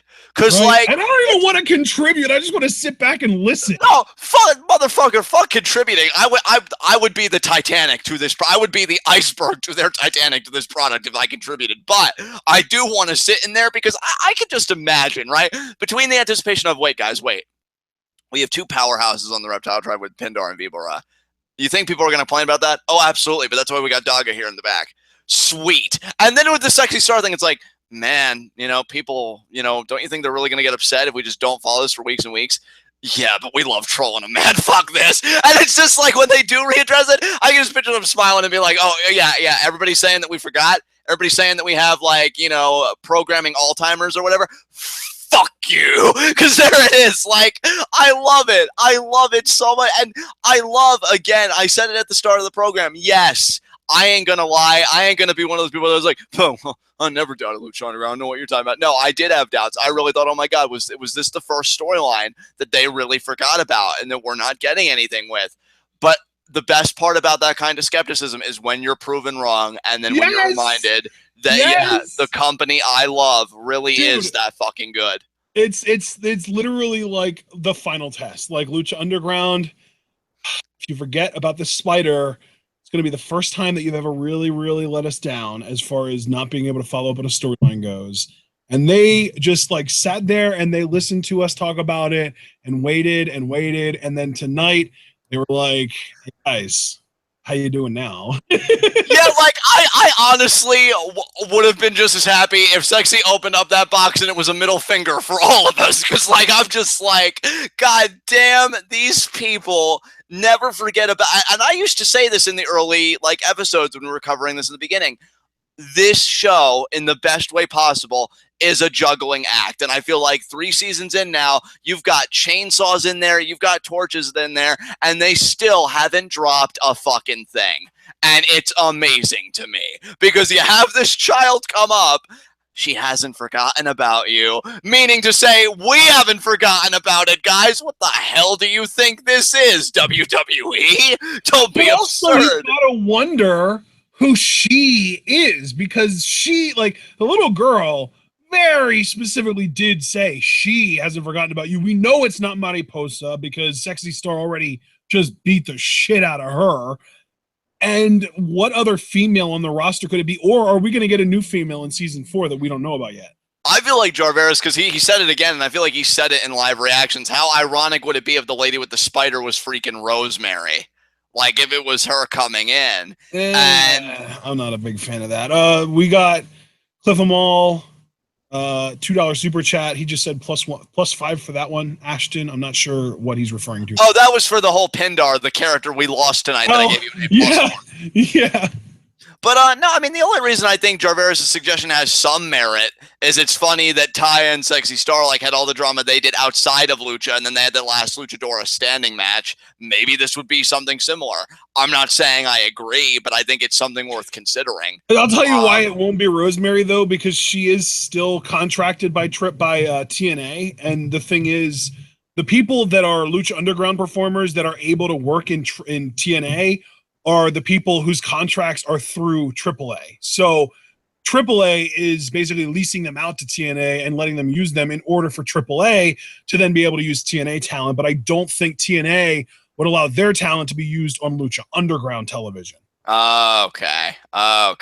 Sorry, Jarveris. I tried to go to bat for you, but I don't really know. That does put it on shakier ground. But regardless, like, it's disrespectful as hell, in my opinion, on AAA's behalf to just be like, oh yeah, sure, you can use these talents when Lucha Underground basically made them. I mean, they didn't literally make Johnny Mundo, but they took him from former WWE guy that isn't doing anything relevant right now to Johnny fucking Mundo. You know what I mean? Yes. Yeah, I wholeheartedly agree with you. Damn right. And like Drago, and like they're basically taking people that Lucha Underground made and using them to get talents from TNA and be able to use talents from TNA. It's like AAA is a fucking bank. Like, they're literally taking the money from Lucha Underground and loaning it to TNA to let themselves get TNA's money. You know what I mean?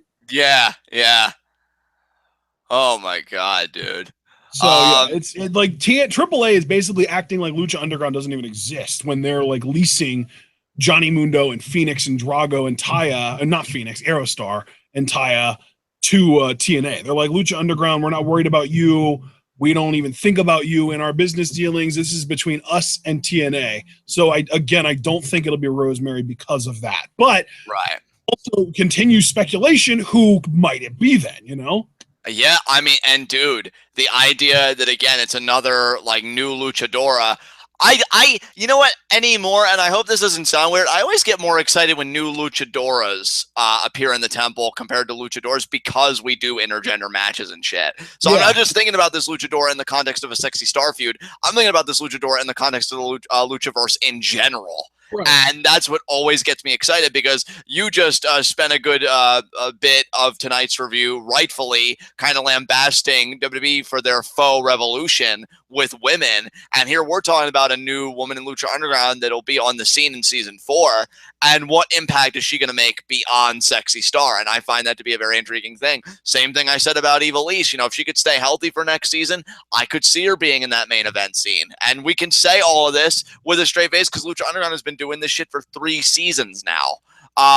So yeah, I'm very excited. I have no clue who it could be. Again, I did try and go to Beverly Jarveras, but I think you successfully argued your case against it being Rosemary. So I wonder if they might bring in Lady Shani from AAA because I know that she's been like she's done shit with Sexy Star. She's there's shit that you could actually work off of in that, and they might just look to replace the Sexy Star character in that role in the company with Lady Shani entirely. I don't know. And what does it say about the character, whoever it is, that they have, like, children in their employ? Because this little girl just comes up with this box. She hasn't forgotten about you. Who are you? Like, what is it with these creepy characters, like, using child labor? You got Bray Wyatt doing his shit every now and again, and now whoever this luchadora is terrorizing Sexy Star, like, oh, yeah, give her the box, give her the box. She get the box? Yeah, she got the box. Sweet. Like, the hell is going on? And yeah, and the thing too with Lady Shani, like we already know Sexy Star is, I think, technically retired from wrestling now. Like ever since the whole Rosemary armbar shit went down, she's basically just pieced the hell out of the business entirely. And I mean, really, who can blame her given that I don't know if she ever would have been able to get booked anywhere other than TNA or AAA ever again anyway. So it makes sense. And I think isn't she like late 30s, almost 40 years old too? Wouldn't surprise me. I don't know her exact age, but okay, I feel like so she's not late 30s. She's 35, but Lady Shani, 25. Oh, I gotta look up this Lady Shani because I've never heard of her before you brought her up. Well, she is a luchadora, so you're not going to see her face, but I can send you a link to a picture of her like gear with her. Yeah, please do. Yeah. Check the Hangout chat, brother. Oh, dude, that's so cool. Like, honestly, it's got kind of that Mortal Kombat vibe, like early Melina attire from Mortal Kombat in a way. That's really cool. I dig it. Hey, if it's her, great. If it isn't, again, like it's Lucha Underground. Women getting this kind of writing and getting this kind of spotlight, I get excited. And apparently Lady Shani's nickname is Sexy Violencia, which is literally just sexy violence. Oh, well, Cueto would be all over that. Oh, Cueto. We'll talk about Cueto soon. He'll be the last thing we talk about. But before we do, we already talked about Pindar being dead. We already talked about Sexy Star getting the spider. Let's talk about the fact that when Puma left, he left his mask in the temple. Could we get a Prince Puma 2? Ooh, dude, I didn't even think about that. Because I was more thinking about it like being the ceremonial, like I'm just leaving. We need to remember the mask is the character, not the performer. Yeah, and that's been a tradition with like a lot of you think about like Tiger Mask in Japan. Oh yeah, they do a lot of similar to Lucha Libre. I think there have been like 4 different mascara or mascarita sagradas. Right. So second Prince Puma. Damn, and here El Dragon Azteca Jr. was like, I was ready to take my spot. Not yet. Yeah, but now you're like a tweener dickhead. I know, right? Dude, I didn't even think about that, but that is a very intriguing possibility. I know, dude. I'm telling you, this shit could go down. Like, you don't know. We don't know any. And the cool thing too is we could get an immediate storyline with the world champion because he would come in and be like, "You retired my predecessor. I need to kill you now, or I need to beat you now, or prove that I'm better than you, and avenge the original Prince Puma." You know what I mean? Okay, so Ash, I'm going to put you in the hot seat a little bit because you've introduced a fascinating element that I don't think any of us had considered. So now you're going to bear the responsibility of that now. Who do you think, like, off the top of your head, could you think of anybody that you'd want to play the role? Or do you just think, like, they'd get somebody, like, maybe that doesn't really have a high profile? Like what are your gears telling you about Prince Puma 2?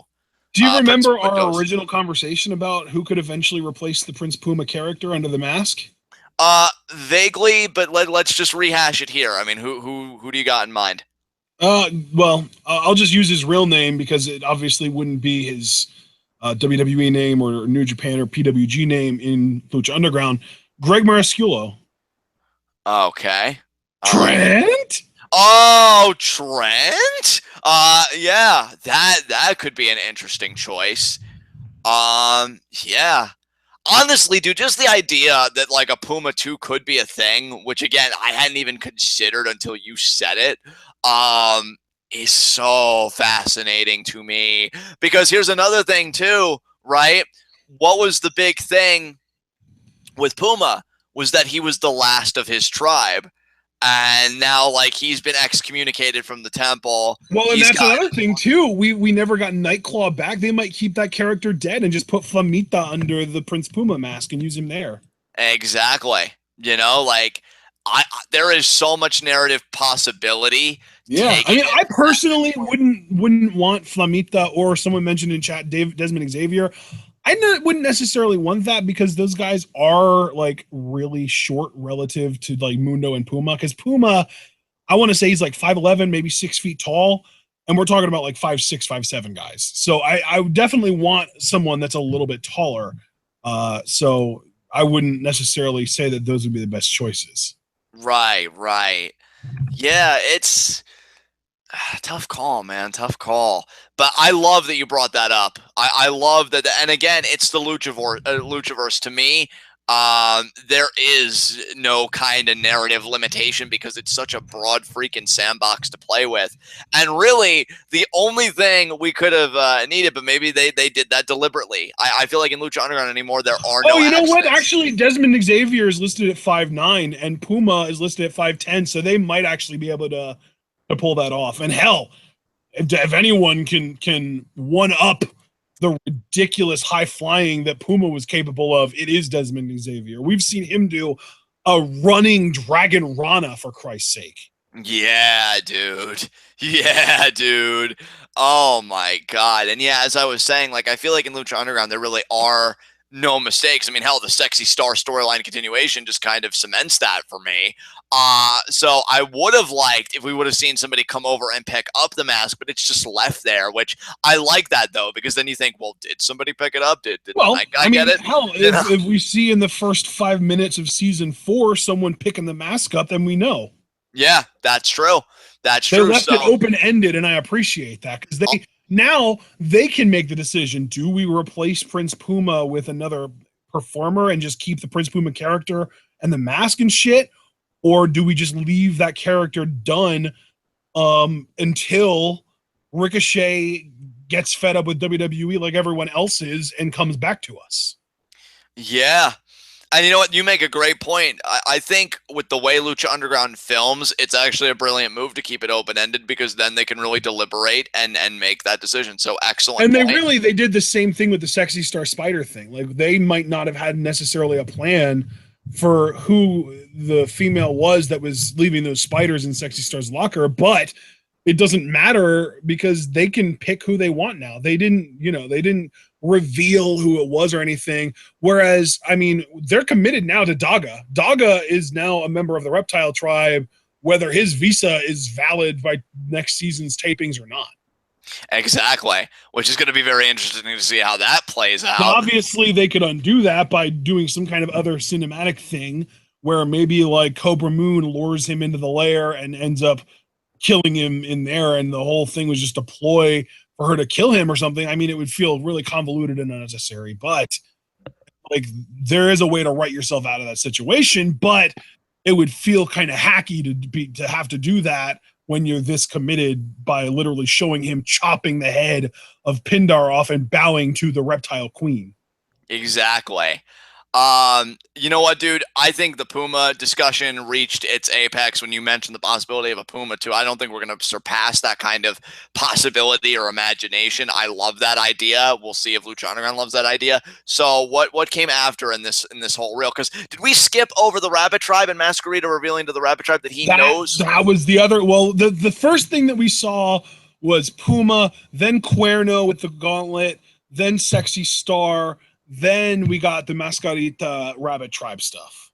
And he knows who the White Rabbit is, and he's going to take the Rabbit Tribe to them. Now, do you think he means it, or do you think this is another thing trying to get... No. I don't think they would have put this at such a pivotal moment if it was just him screwing with them again.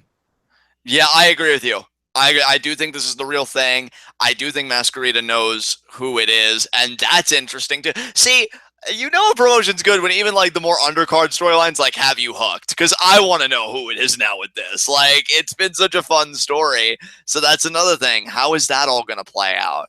I want the White Rabbit to be Dalton Castle more than anything in the world. Oh, dude, that would be so perfect. That would be so fucking perfect. Oh my god. Yeah. What if the White Castle, or White Castle? I'm thinking Dalton Castle and White Rabbit. What if the White Rabbit isn't a dude? What if it's Taylor Hendricks? She's so good. She's so good, and that would be so good. Oh god, no! You know what? Let's move on to the next thing, because I'm telling you, man. I'm literally envisioning those cinematics right now, and it's killing me. I want it so bad. I want it too. I want it too. Cliff just orgasmed. I think he wants it bad. Oh my god. Yeah, dude, that's perfect. That's perfect. So I can't top that. What came after this? What was the next big thing of discussion? Was it Phoenix and Melissa? Yeah, Phoenix and Melissa leaving in Phoenix's car. We didn't. You seem to think that you saw somebody in their rearview mirror. I didn't see that, and the only other thing that I did see was Jeremiah up on the roof, just kind of watching everything, and they happened to drive by when he was there. I don't know, man. I thought I saw somebody in that driver mirror. Can anybody vouch for me in chat? Can anybody vouch for me that they thought they saw something too, so I'm not completely crazy?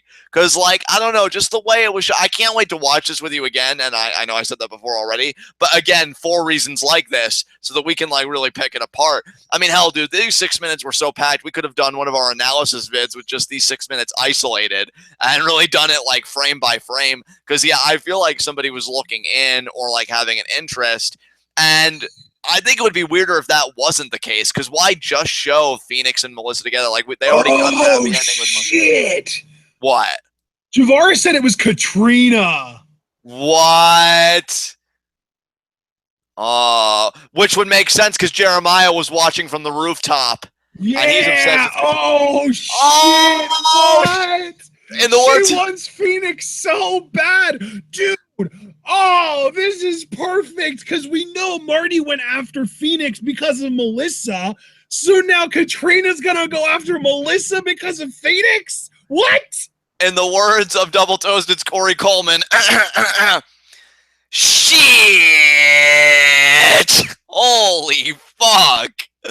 Holy fuck! We knew it was gonna happen. We knew it was gonna happen. Like, oh my god.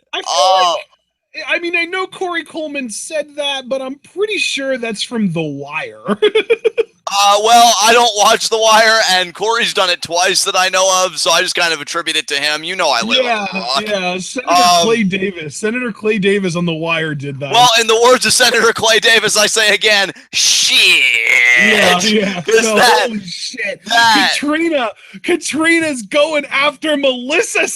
Dude, that's going to be the coolest moment ever in season 4 when Melissa starts announcing Phoenix, and then she just get clobbered from behind by the stone. Oh my god! And how is Phoenix gonna feel about that? Like, oh my god! Which, Katrina, do you really want to pick that fight now after the fucking night you had? Like, Ultima Lucha Trace was terrible for you.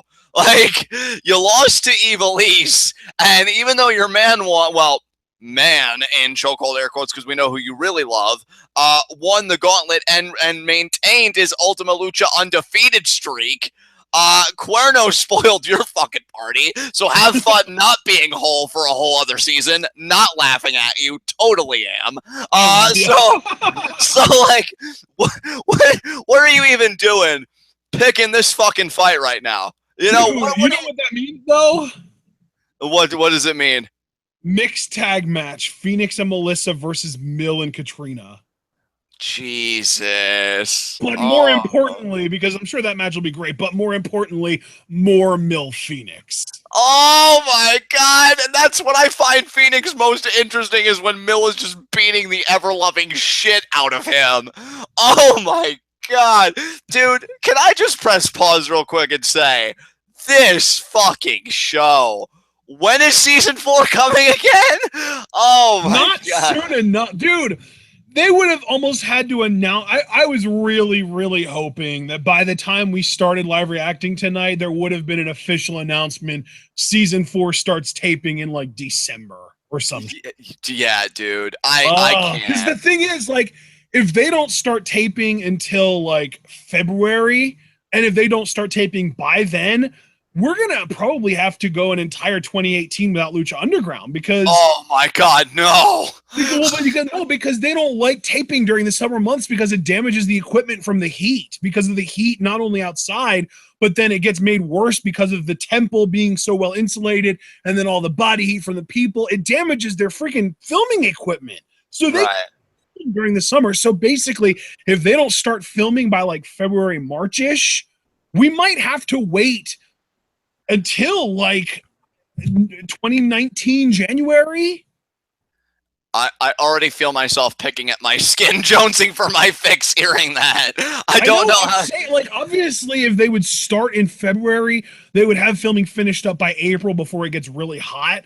But like, I'm telling you, man, like I really like nothing would have made me happier than getting online today because I went out, I was running today doing different chores and you know, running errands and shit. And like I was hoping that I would get home, and I got home at like 7:10, not 7:30, like 7:10, somewhere around there. And I was really hoping that I would get on and I would go on the Squared Circle subreddit, and the top post would be Lucha Underground officially renewed for seasons 4 and 5. Season 4 will start taping in December. I would be like, yes! Because then if they would have done that, then season 4, episode 1 would have probably been in January, because they could very easily do like a filming of the first few episodes in December, start airing it in January, continue filming while it airs early in the season. You know what I mean? Yeah, you know what? I'm going to take this opportunity to stress once again to everybody, please donate to our Patreon so we can do progress content, because I am not. If it's the worst case scenario and we have a whole year without Lucha Underground, don't you fucking leave me to die with the only thing I have to shove into my veins being WWE. I want that good shit, people, okay? You don't take a man to the mountaintop and then be like, okay, we're going to come back down now. That's like in Rick and Morty when he puts Morty in that little box and he sees like how reality really is, and then he goes like out of the box. He's like, no, it's uneven. I want to go back. I want to go back. That's how it is. You can't just reality is poison. Reality is poison. Yeah, you can't put this shit in my bloodstream. Okay, you can't do that to me. It's like in the first like early season of The Magicians when they first discover break bills, and then the girl is told that she failed. She can't go there. And she's just like, look, I can't not go here. You can't show me that this stuff exists and then expect me to go back to living a normal life. We can't just experience Lucha Underground season 3 and then be expected to go an entire calendar year without it. What the hell? You can't do that to me, universe. And then you can't look at me and say, oh, but you have WWE, don't you? Fuck that product. I want the good shit.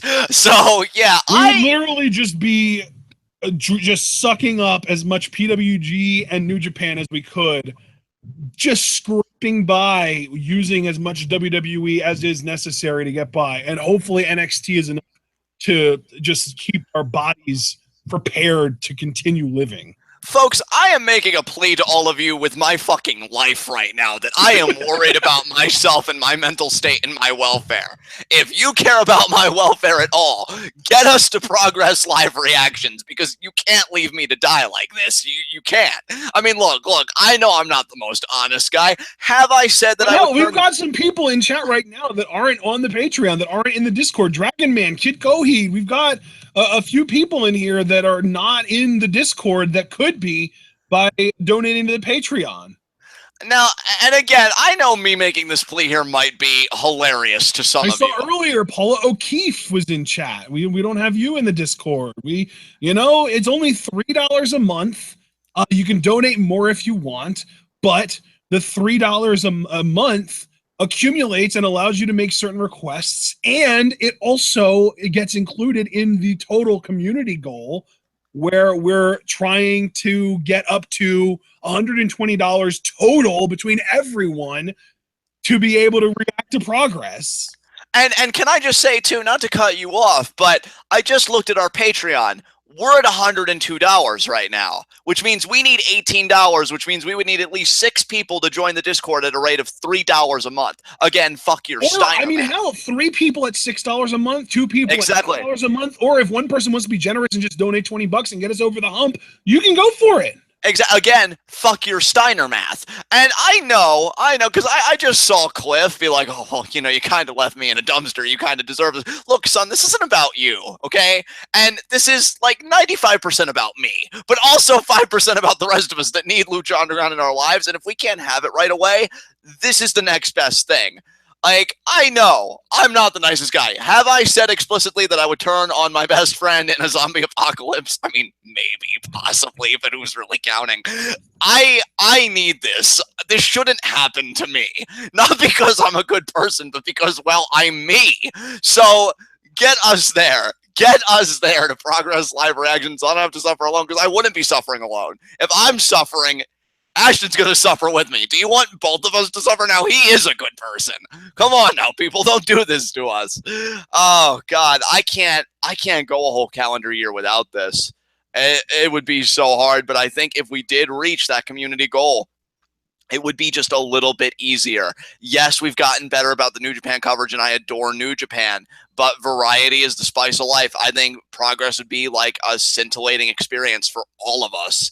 And the thing, too, is like Progress, obviously I'm not going to go and say they're as good as Lucha Underground, but the thing Progress does better, and something that New Japan and PWG won't give us the fix of, is the storytelling. Progress does storytelling right. Exactly, and that's just it. Like, for that little window of time, guys, I could forget that we'd have to be going this long, potentially, because I know it's not set in stone yet, but just the idea that it's a possibility should be enough for all of us to take action here. That, like, it would just make me forget, oh, well, gotta go whole 2018 without Lucha Underground. Like, I know shows that I love. Like, to give an example, I know that I was pissed, right, that I wouldn't be getting Jessica Jones Season 2 until 2018, because I love the first season. And I adore Kristen Ritter, and I adore all that. Jessica Jones ain't no Lucha Underground. Like, that's bad, but I'll live. This, I'm questioning my welfare, people. This is such a good fucking show. And keep in mind, too, for me, my boy is on that show. A year without Lucha Underground also means a year, by extension, without Johnny Mundo. Now, I mean, fucking kill me. Like, you might have to actually tune into TNA for your dose. Oh my God. Oh my, don't do that to me, people. Do you see what this man just said to me? And he's not even wrong. I mean, for Johnny, let's be honest, for Johnny, I'll watch anything, and I still have to go back and watch, at the very least, the YouTube clips from Impact's YouTube channel. But are you really going to make me, guys, sit through the whole product for just that kernel of Mundo goodness? Because I would have to, I would have to, just to distract myself from the numbing thought of no Lucha Underground for an entire year. The YouTube clip wouldn't be enough. I would have to just numb myself with something, especially if our Patreon is off by $18, which any one of you or number of you could make the difference of right now. I'm telling you, let's do it, guys. Let's do it, because we're all going to need this. And I know it's weird making the plea when we're not even done the show, because we still haven't even done high spots, low shots yet, and we're still fucking going. But, like, just Ashton saying that, I knew, like, I really had to make my pitch now, so I probably won't make it during the outro. But, yeah, guys, like, get us there, because whole year without this, which again is a very real possibility given the precariousness of the show, how they film, everything. You're going to need something to kill time. So bringing it back a bit, what came after the whole Melissa, Phoenix, and Jeremiah? Because that was the last thing we left off on. Oh God, you went on your tangent and I just like lost track of life. Let's see. Oh, Vampiro! Holy shit! Oh, see, again, this is why I can't go all year without this, because, Ashton, you know what? You take the floor on this since I just had my tangent. What happened here? And give us your thoughts. Yeah. Vampiro was basically like on his knees, and his master was telling him, you did well. Vampiro said something about how, you know, Pentagon is the champion now. And if I remember correctly, I think the master said, good, now I will make him fall, didn't he? Yes, he did. Yeah. Yes, he did. So Vampiro's master was manipulating Vampiro the whole time and making him manipulate Prince Puma the whole time so that he could more easily manipulate Pentagon the whole time so that the master could get what he wants, which I don't even know what it is. It could be, for all we know, the Lucha Underground Championship. But either way, we did get to see the master kind of, and I think he was wearing a mask, or it might have been face paint, but it looked like a skull. It looked like a skull mask, yeah. I don't even know what to fucking say at this point. I mean, how deep does this web of darkness, deception, and malice go? And yeah, like how tightly is it woven, so to speak? I think Vampiro as a character is great. Honestly, Vampiro as a character has got to be one of the biggest surprises in wrestling right now to me, even still, like all these seasons later. Because I know in season 1, you remember from the earlier reviews, I cringed so hard at the thought of him having a match. And then the match ended up being great. And then with him just as a character, it's continued paying dividends. And now you add this new element into the mix that Vampiro answers to a power even stronger than him. And oh, God. Yeah, and speaking of powers stronger than most forces, because I really have nothing really to say about this. It's cool as fuck to me. And Pentagon, like, I don't know, maybe this really would be like, okay, maybe Pentagon isn't so bad and you guys like love him or whatever, or maybe Pentagon will break this guy's arm too and be like, I don't give a fuck. Maybe he'll absorb his power and be like, oh, you thought you were gonna get rid of me, bitch? Well, now I run everything. You know, who the hell even knows? Oh my God. To quote Big Sean, or no, is it? Yeah, to quote Big Sean, I don't give a fuck. Exactly. That should just be like, that song should just come on randomly every time he's about to break an arm. Pentagon, my plan has come to. Wait a minute, what the hell? I don't give a fuck. I don't give a. Arm break. My title, my temple, bitch. Dude, I'm still waiting for Lucha Underground to do that to us, where they build up someone and it's like the NXT Dan Matha thing where and they show the vignettes and then he shows up and gets destroyed and then just we're never seen again. That would be fucking hilarious. They should do that with like Psycho Clown.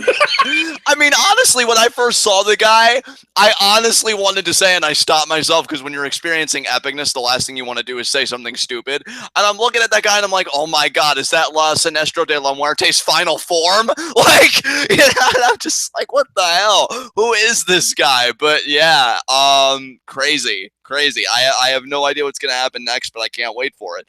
Well, actually, I may have to, but that's beside the point.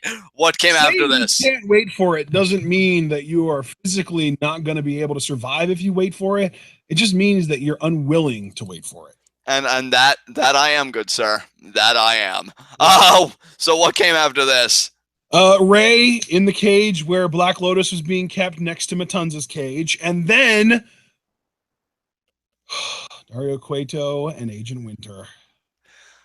You've really been struggling with a lot of emotions and processing. Do you want this, or do you want me to kind of do the labor of this so you can continue to? So okay, so I don't even know exactly what Cueto said. It might have been something about how the gauntlet was stolen by Cuerno, and he was like apologizing for it, and Winter was just like, "Oh, it's no big deal," and Cueto was like, "Wait, it's not? Why not?" And then Winter was just like, because you'll be dead, and then he gets up, gets out the gun, shoots Cueto twice. and walks away. And then after he's walked out, Cueto stops faking being dead to get the phone and dial on the longest rotary phone dial ever, because this took 20 hours, it felt like, for him to dial this number.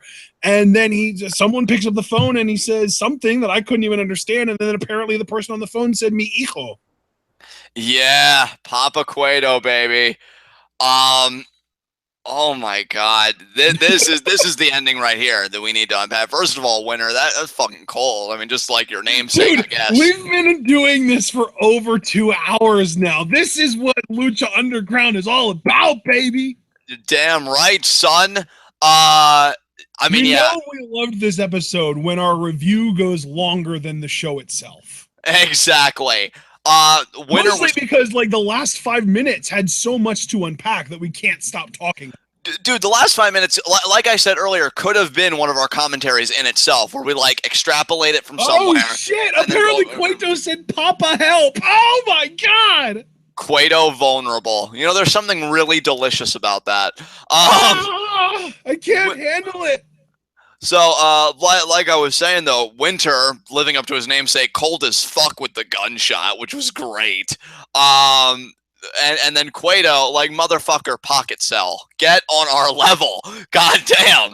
Just right? like you're using a rotary phone to make a call while you're dying or bleeding out. You might have a collapsed lung or a punctured heart for all we know, and you're using a goddamn rotary phone. It's 2017. Get a cell. Yeah, like I know you're kind of bleeding out and you're using that rotary phone. I mean, don't waste too much time on that call. We know you have to watch Howdy Doody. He even has a cell phone too. We saw him using it to talk to Johnny Mundo's agent lawyer.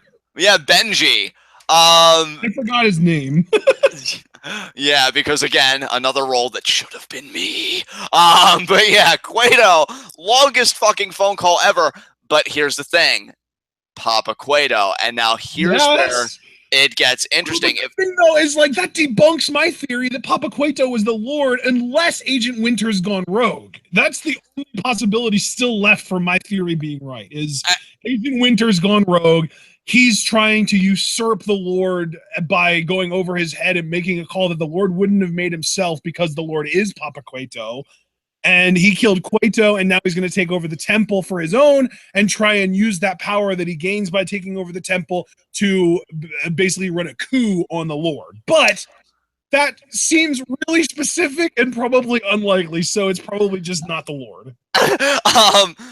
What's so fascinating to me about Papa Cueto, because I had this realization way earlier in the show. That's right. That's right. He tossed his cell phone in the trash. Yeah. What's fascinating to me about Papa Cueto, and I said this much earlier in the show, and I was hoping that I would remember to bring it back up. This changes, I mean, not just the complexion of the temple, but on a more microcosmic scale, the Cueto family dynamic. Because here's the thing that I realized midway through our review, and it's funny to say midway because, to your point, we've been going over 2 hours. Cueto might have called his father to help. Doesn't mean his father's going to leave, though, when that job is done. Yeah. And, like, the one thing I thought about, dude, if I'm being honest with you, that I wish I would have mentioned earlier, but I'm glad I didn't, because this is a more appropriate place to talk about it, Matanza. He created Matanza in a way, because we know in the comics, like, he sacrificed his son for the god to take the vessel. I think he might try and take Matanza with him. I think he might try and take control of Matanza away from Cueto. That thought crossed my mind. He knows about the key. He might try and take the key from Cueto. That's what I'm saying, dude. Like, I look at this, and here's the thing. I think Cueto had a knee-jerk reaction being near death. And he had to. He had to call someone. I mean, he would have probably been better off calling 911, but he's wanted in every county near Boyle Heights, so obviously that might not be the best idea for him specifically, but still, he could have at least gotten treatment and survived before being read his rights. Exactly, and the thing is, rather be read your rights than be read your last rights. Exactly. Oh, this motherfucker right here. I mean, hell, he's already been in jail and gotten bailed out by the Lord before. So shit, man. I mean, dude, my thing is, and again, I'm not holding this against Cueto, because again, there was something oddly satisfying about seeing him bleed out. But you know, like him calling his father, I understand why he did it, because I think when we're at like the end of the rope. We're willing to do anything to survive. I mean, it's kind of instinctual, for us as animals. But I think this is going to be a decision that he can't take back, because I think once Papa Cueto's in it, it's going to be hard, like next to impossible, to get him out of it. And here's the thing, too. We keep talking about this great war, like these gods coming and burning the flesh of men. Cueto's father knows about that. Again, he gave a god a vessel once in his own son. So we already know from the comics how depraved this motherfucker is, right? He's not a good person. He's not. And if anybody out of context would see this and say, oh, God, a father seeing his son that may have gone astray by crime, nah, motherfucker. This ain't fucking Mrs. Doubtfire, okay? This is not a good person. It's so funny you brought up Mrs. Doubtfire, because I was literally thinking, like, my reaction to Papa Cueto knowing about the gods was the same reaction that Robin Williams had when his Mrs. Doubtfire mask fell out the window. Oh, shit! Yeah. And like, he's not a good person. He's a vile man, clearly. And again, I love that Lucha Underground treats us with that intelligence, because the television product, there's a lot of ambiguity. But if you dig deep and you follow the lore enough, you do get those little hints of what certain people are about. This guy isn't going to leave once he's gotten a taste of what Cueto's been into. No fucking way. And he's going to see his son blossom the way that he has as this monster, and he's going to remember, well, I created this. Where's my cut, right? Dario, I mean, we've already known from Dario, Matanza already killed Mama Cueto. Who's to say Papa won't meet the same fate? Papa may meet the same fate, but remember my prediction since day one. I always saw a Babidi Majin Buu relationship between Matanza and Cueto. Dude, you're killing me right now. I love this so much, and it might not even happen. And like, yeah, I could see the father being like, now, son, are you really going to turn against your father? You know your brother's only been using you to profit from his own temple. I will really show you love. And then he turns on Cueto, and that's Cueto's real death right there. Or maybe not. They should have saved Lorenzo Lamas for that role. Lorenzo Lamas should have been Papa Cueto. Yeah, I mean, dude, what I'm saying is, they should bring in Sam Elliott for that role. Hell. What I love about Lucha Underground is we've been so fixated on the Lord. Who is he? What powers? Like, what's he gonna do? And that's all still valid. They haven't invalidated anything by any means. That's the thing, though. Like, I feel like there are so many unfilled roles in Lucha Underground, and WWE's been sucking up so much indie talent. I almost don't even know who they could get to fill those roles.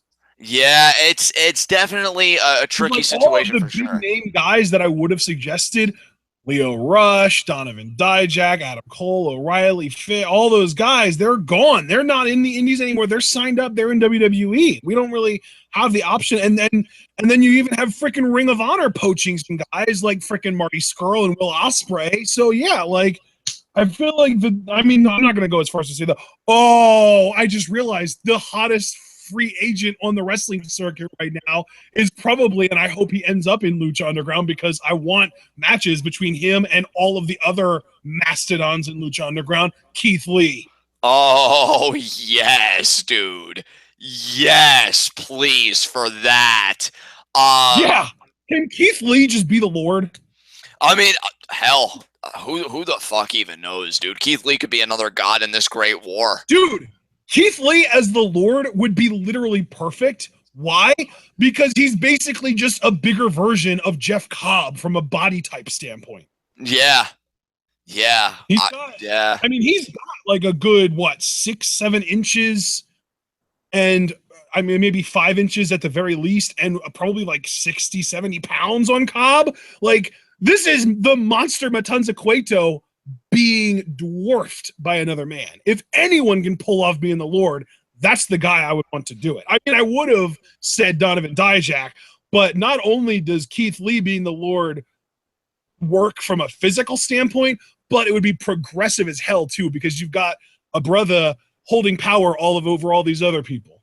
Yeah, dude, can I just say too, to close, because I brought up the Lord initially for a reason, like, the brass fucking balls on this promotion when all we're asking about is Lord and this and that. And again, they don't invalidate anything or this and that, but they totally subvert it with one phone call. Because it's like, oh, you want more answers about this? No, we're actually going to show you what the real threat is. Because guess who Cueto just called his dad? You literally were like, oh, you want answers about this one thing? Well, how about if we give you something that you ask 100 new questions? Exactly. And why? It's like Lost, but good. Exactly. And you think we're going to drop this ball, do you? Just like you thought we were going to drop Sexy Star, right? Or the thing before that? Don't you understand, motherfucker? We've been playing the game since day one. He didn't even drop Daga, and he couldn't even work for the company this season because of visa issues. I mean, these guys... Like, we were even thinking, like, during the second half, when we saw the second half trailer, the trailer for the second half of the season, we were thinking, like, oh, I guess because of Daga's visa issues, he's just not going to show up this season. Nope, final 5 minutes, bitches. Yeah. I mean, these guys have a confidence and a swagger in their product, and I love it. I love it, because I think any other promotion would have capitulated and would have said, okay, we'll feed you more about the Lord. Nah. This is bigger than Matanza at this point, the Lord, and they may have introduced another thing even bigger than Matanza initially in Papa Cueto, because again, if you read the comics, if you hear Dario talk about his life as briefly as he has, his father's a fucking scumbag. And I'm going to say it right now. I can't speak for you, bro. I can't speak for our audience, who, by the way, if you've stuck with us this long, thank you so much. And we hope you've enjoyed these long, in-depth discussions. I'm more terrified of Papa Cueto than I am the Lord. I can't speak for any of you guys. I'm more terrified of Papa Cueto. Yeah, sure. I mean, because, you know, the thing is, I mean, obviously a big, scary, charging bear would scare the shit out of you, but you know that you can kill it. You know that if you're just strong enough and angry enough and aggressive enough, you can kill it. Yeah. What's scary, though, is cancer. And if Papa Cueto really ingrains himself into the temple, he could literally be the cancer that kills the temple. Exactly. Because if this is a guy that, first of all, knew how to sacrifice his son as a vessel to a god, but then actually went through and did it, what other dark shit does he know? How much of it is he used on himself? Like, who is Papa Cueto? That's the question here, because we know a little bit, and it's a big bit, right, that we know, but there's still so much unanswered, much like the Lord. Who is the Lord? Who is Papa Cueto? Who are these people that are pulling and that was the thing, too. I was expecting to see the Lord on this show because of the Gauntlet Triple Threat, and Cuerno ruined it. Damn it, Cuerno. Yeah. Yeah, Cuerno getting that E, baby. Meddling with your cinematics. This finale, I don't think I've loved a season this much since season 1. Because season 2, I mean, it was good. That's what I'm saying. I'm pretty sure that season 3 is officially my new favorite season of Lucha Underground ever. Yeah. Because season 1, I felt like season 1 was basically 4 sub-seasons, like 10 episode sub-seasons with like a big kind of payoff at the end of each sub-season. Because we had episode 9 was Aztec Warfare, and then episode 19 was Grave Consequences. Episode 29, I think, was a big deal for some reason. I don't remember. It might have been All Night Long. I think that was 32, though.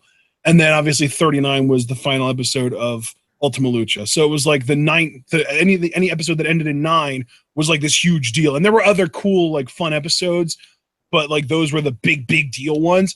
I felt like season 3, it didn't, like... There weren't any of those like sort of beginning to end complete stories in the middle of the season, because everything built from the beginning of the season to the end of the season. And right.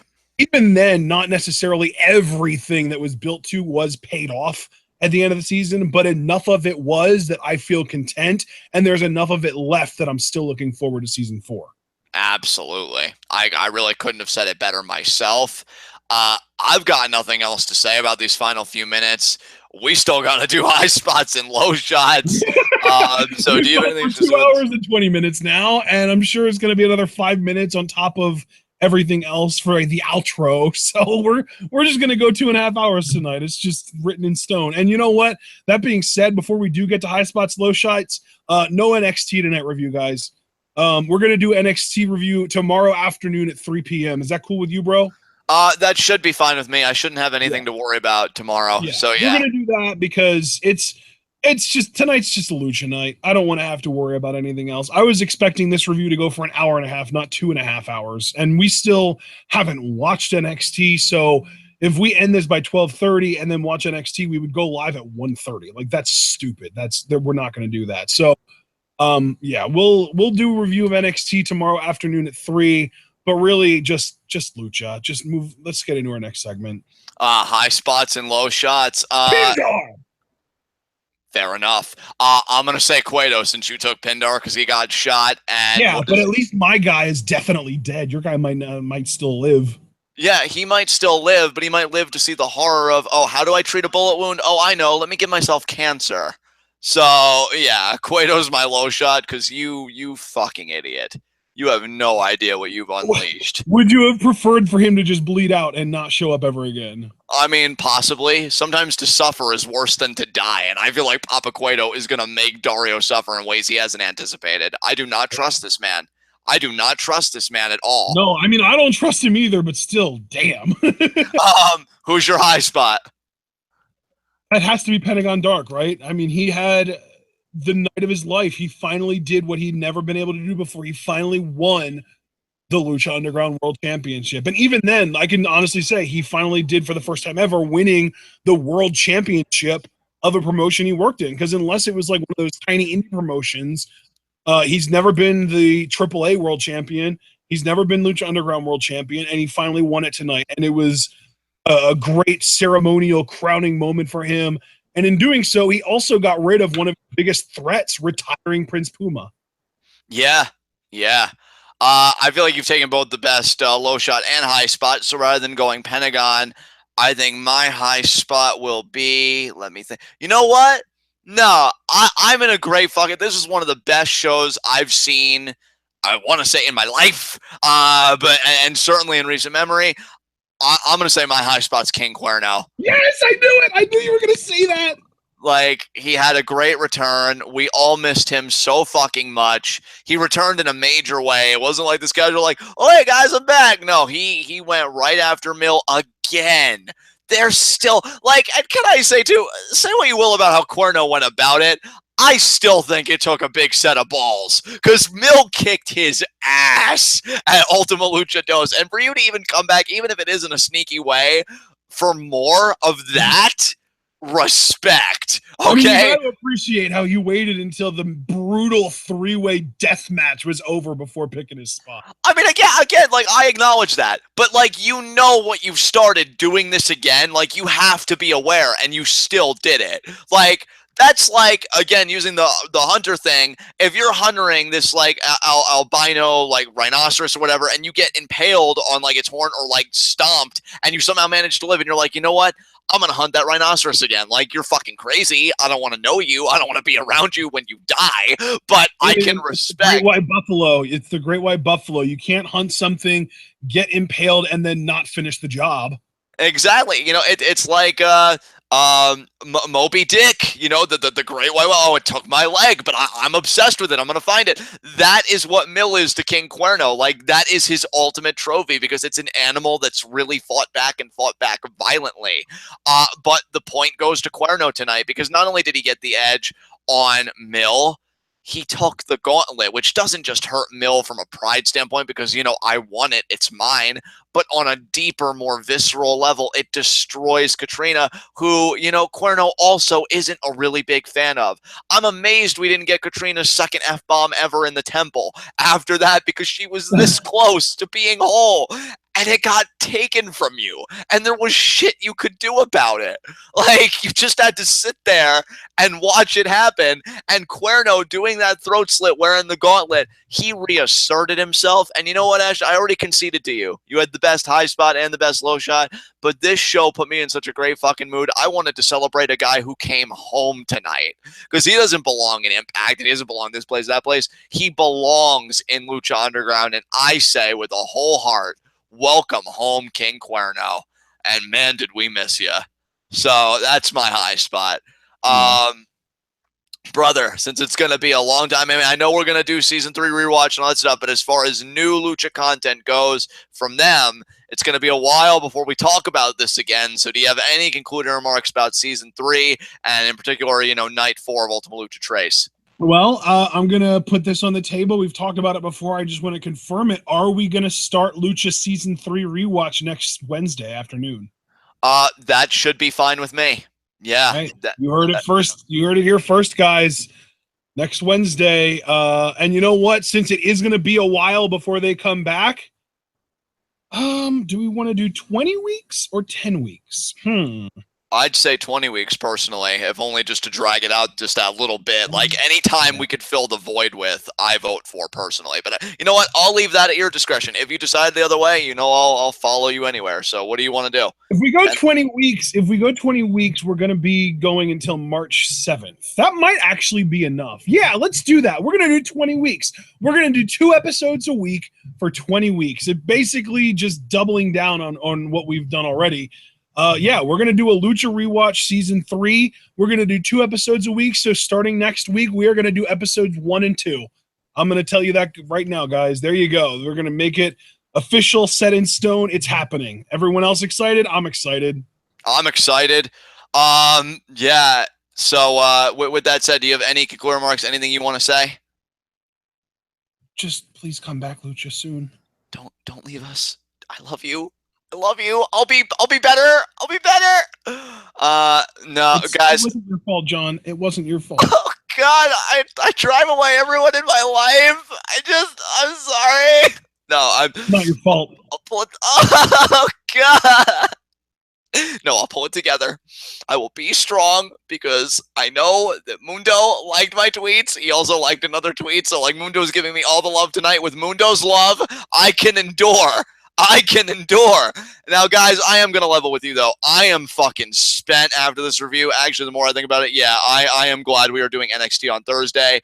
So if this outro doesn't seem to have the same pep in it, please forgive me. I think you guys can understand. We've gone 2.5 hours here. God damn. So with that said, you say 2.5, but we started this immediately after live reactions. So really, we've been putting our energy into this for 4.5 hours. Yeah. Jesus. So it's again, like WWE, only the opposite. I know, right? It's not exhausting and soul crushing. It's the opposite. It's like amazing and soul rejuvenating. Yeah, guy, I just want to have my after sex cigarette. I'm just gonna level with all of you. I just want to light that bitch, and I just want to be like, you did good, Lucha.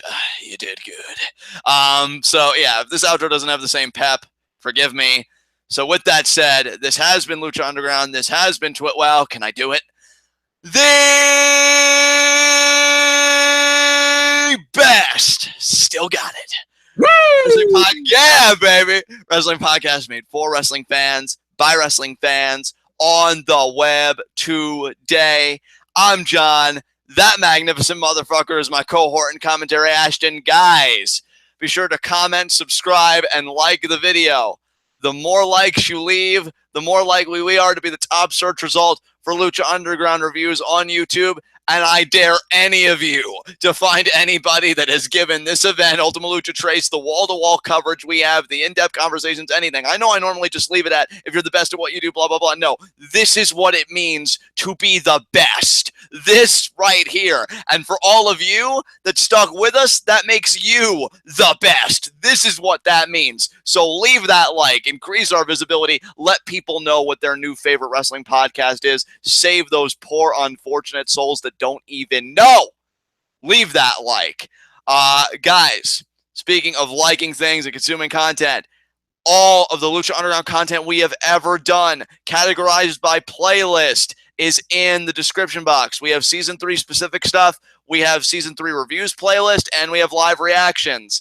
Live reactions, you find a lot of goodies. Of course, my mark out of a lifetime being the first thing I, of course, will always go to if you want to relive that memory. But if you're like, but what if I really love stuff that you guys did in Season 1 or 2 and stuff like that, and Season 3? Well, we got you covered because it's an all Lucha Underground content ever playlist. Hell, I might go back because I'm such a fucking crack fiend for this promotion.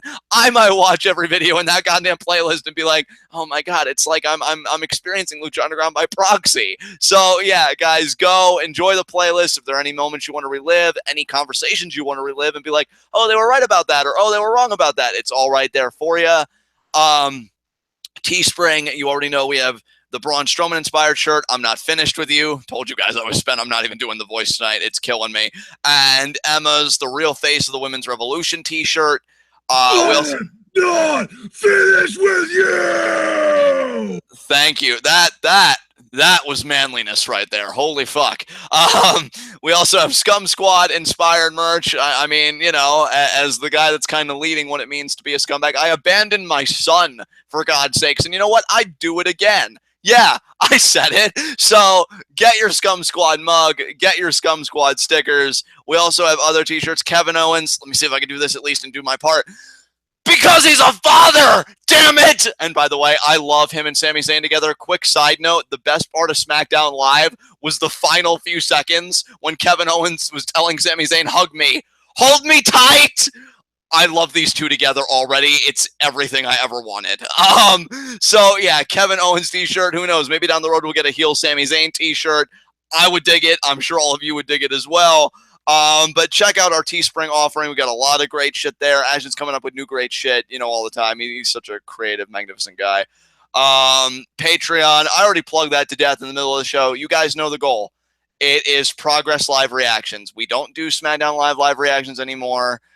We haven't done them in a while. We want to fill that void with something, but you know, we are called This Week in the World of Wrestling. And as we have learned through our more extensive coverage of New Japan this year, and of course Lucha Underground, the wrestling world is a beautiful fucking place. Don't be led astray and think otherwise. Don't think that because WWE seems to be the only game in town that is all that wrestling is. It is so much more than that. And it is one of the greatest experiences on earth. And what I love about our channel, again, at the risk of jerking ourselves off here, is I feel like we do afford our audience a look into that world if they're not familiar. A lot of you are, to be fair, but I'm sure some are like, oh, I've never seen New Japan before, or I've never even heard of Progress. And who knows? Maybe they check it out because they hear how spirited we are about it. You know why? Because it's fucking great.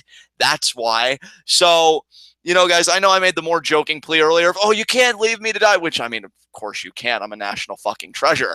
But it should also be because Progress is a great product on its own, and it deserves the attention and the recognition that we want to give it every week. So if you can, if it's one person that's feeling generous, you know, wants to be our new TWitWoW pimp and give that $18. If it's you know, 3 people being like, let our powers combine, let's all give $6 or 6 giving 3. Again, Steiner, you know, you got that shit on lockdown. Anything you can give, we are so grateful. You know, if you do give the $3, you get Discord access. I know I was very active in the Discord this past Tuesday for SmackDown Live. Love and heel Sammy, love and heel KO. SmackDown was actually pretty good this week, and I got to interact with Alex Foster, and I want to say Jarveris was there. And a lot of people are already in the Discord. You guys may be like friends with some of them, and you may get to connect with them on that deeper level. You get to connect with us on a deeper level, talking wrestling, general talk, you know, pretty much everything and anything and everything. And, you know, $3 a month for that kind of access. And that money accrues too. You know, if you stay in the Discord for 10 months at $3 a month, that's $30. You can cash it in for a live reaction to a 3-hour show, or you could request like old NXT reviews for when I went on my hiatus and I never saw like the Big E reign and all that great shit. You know, the power is yours.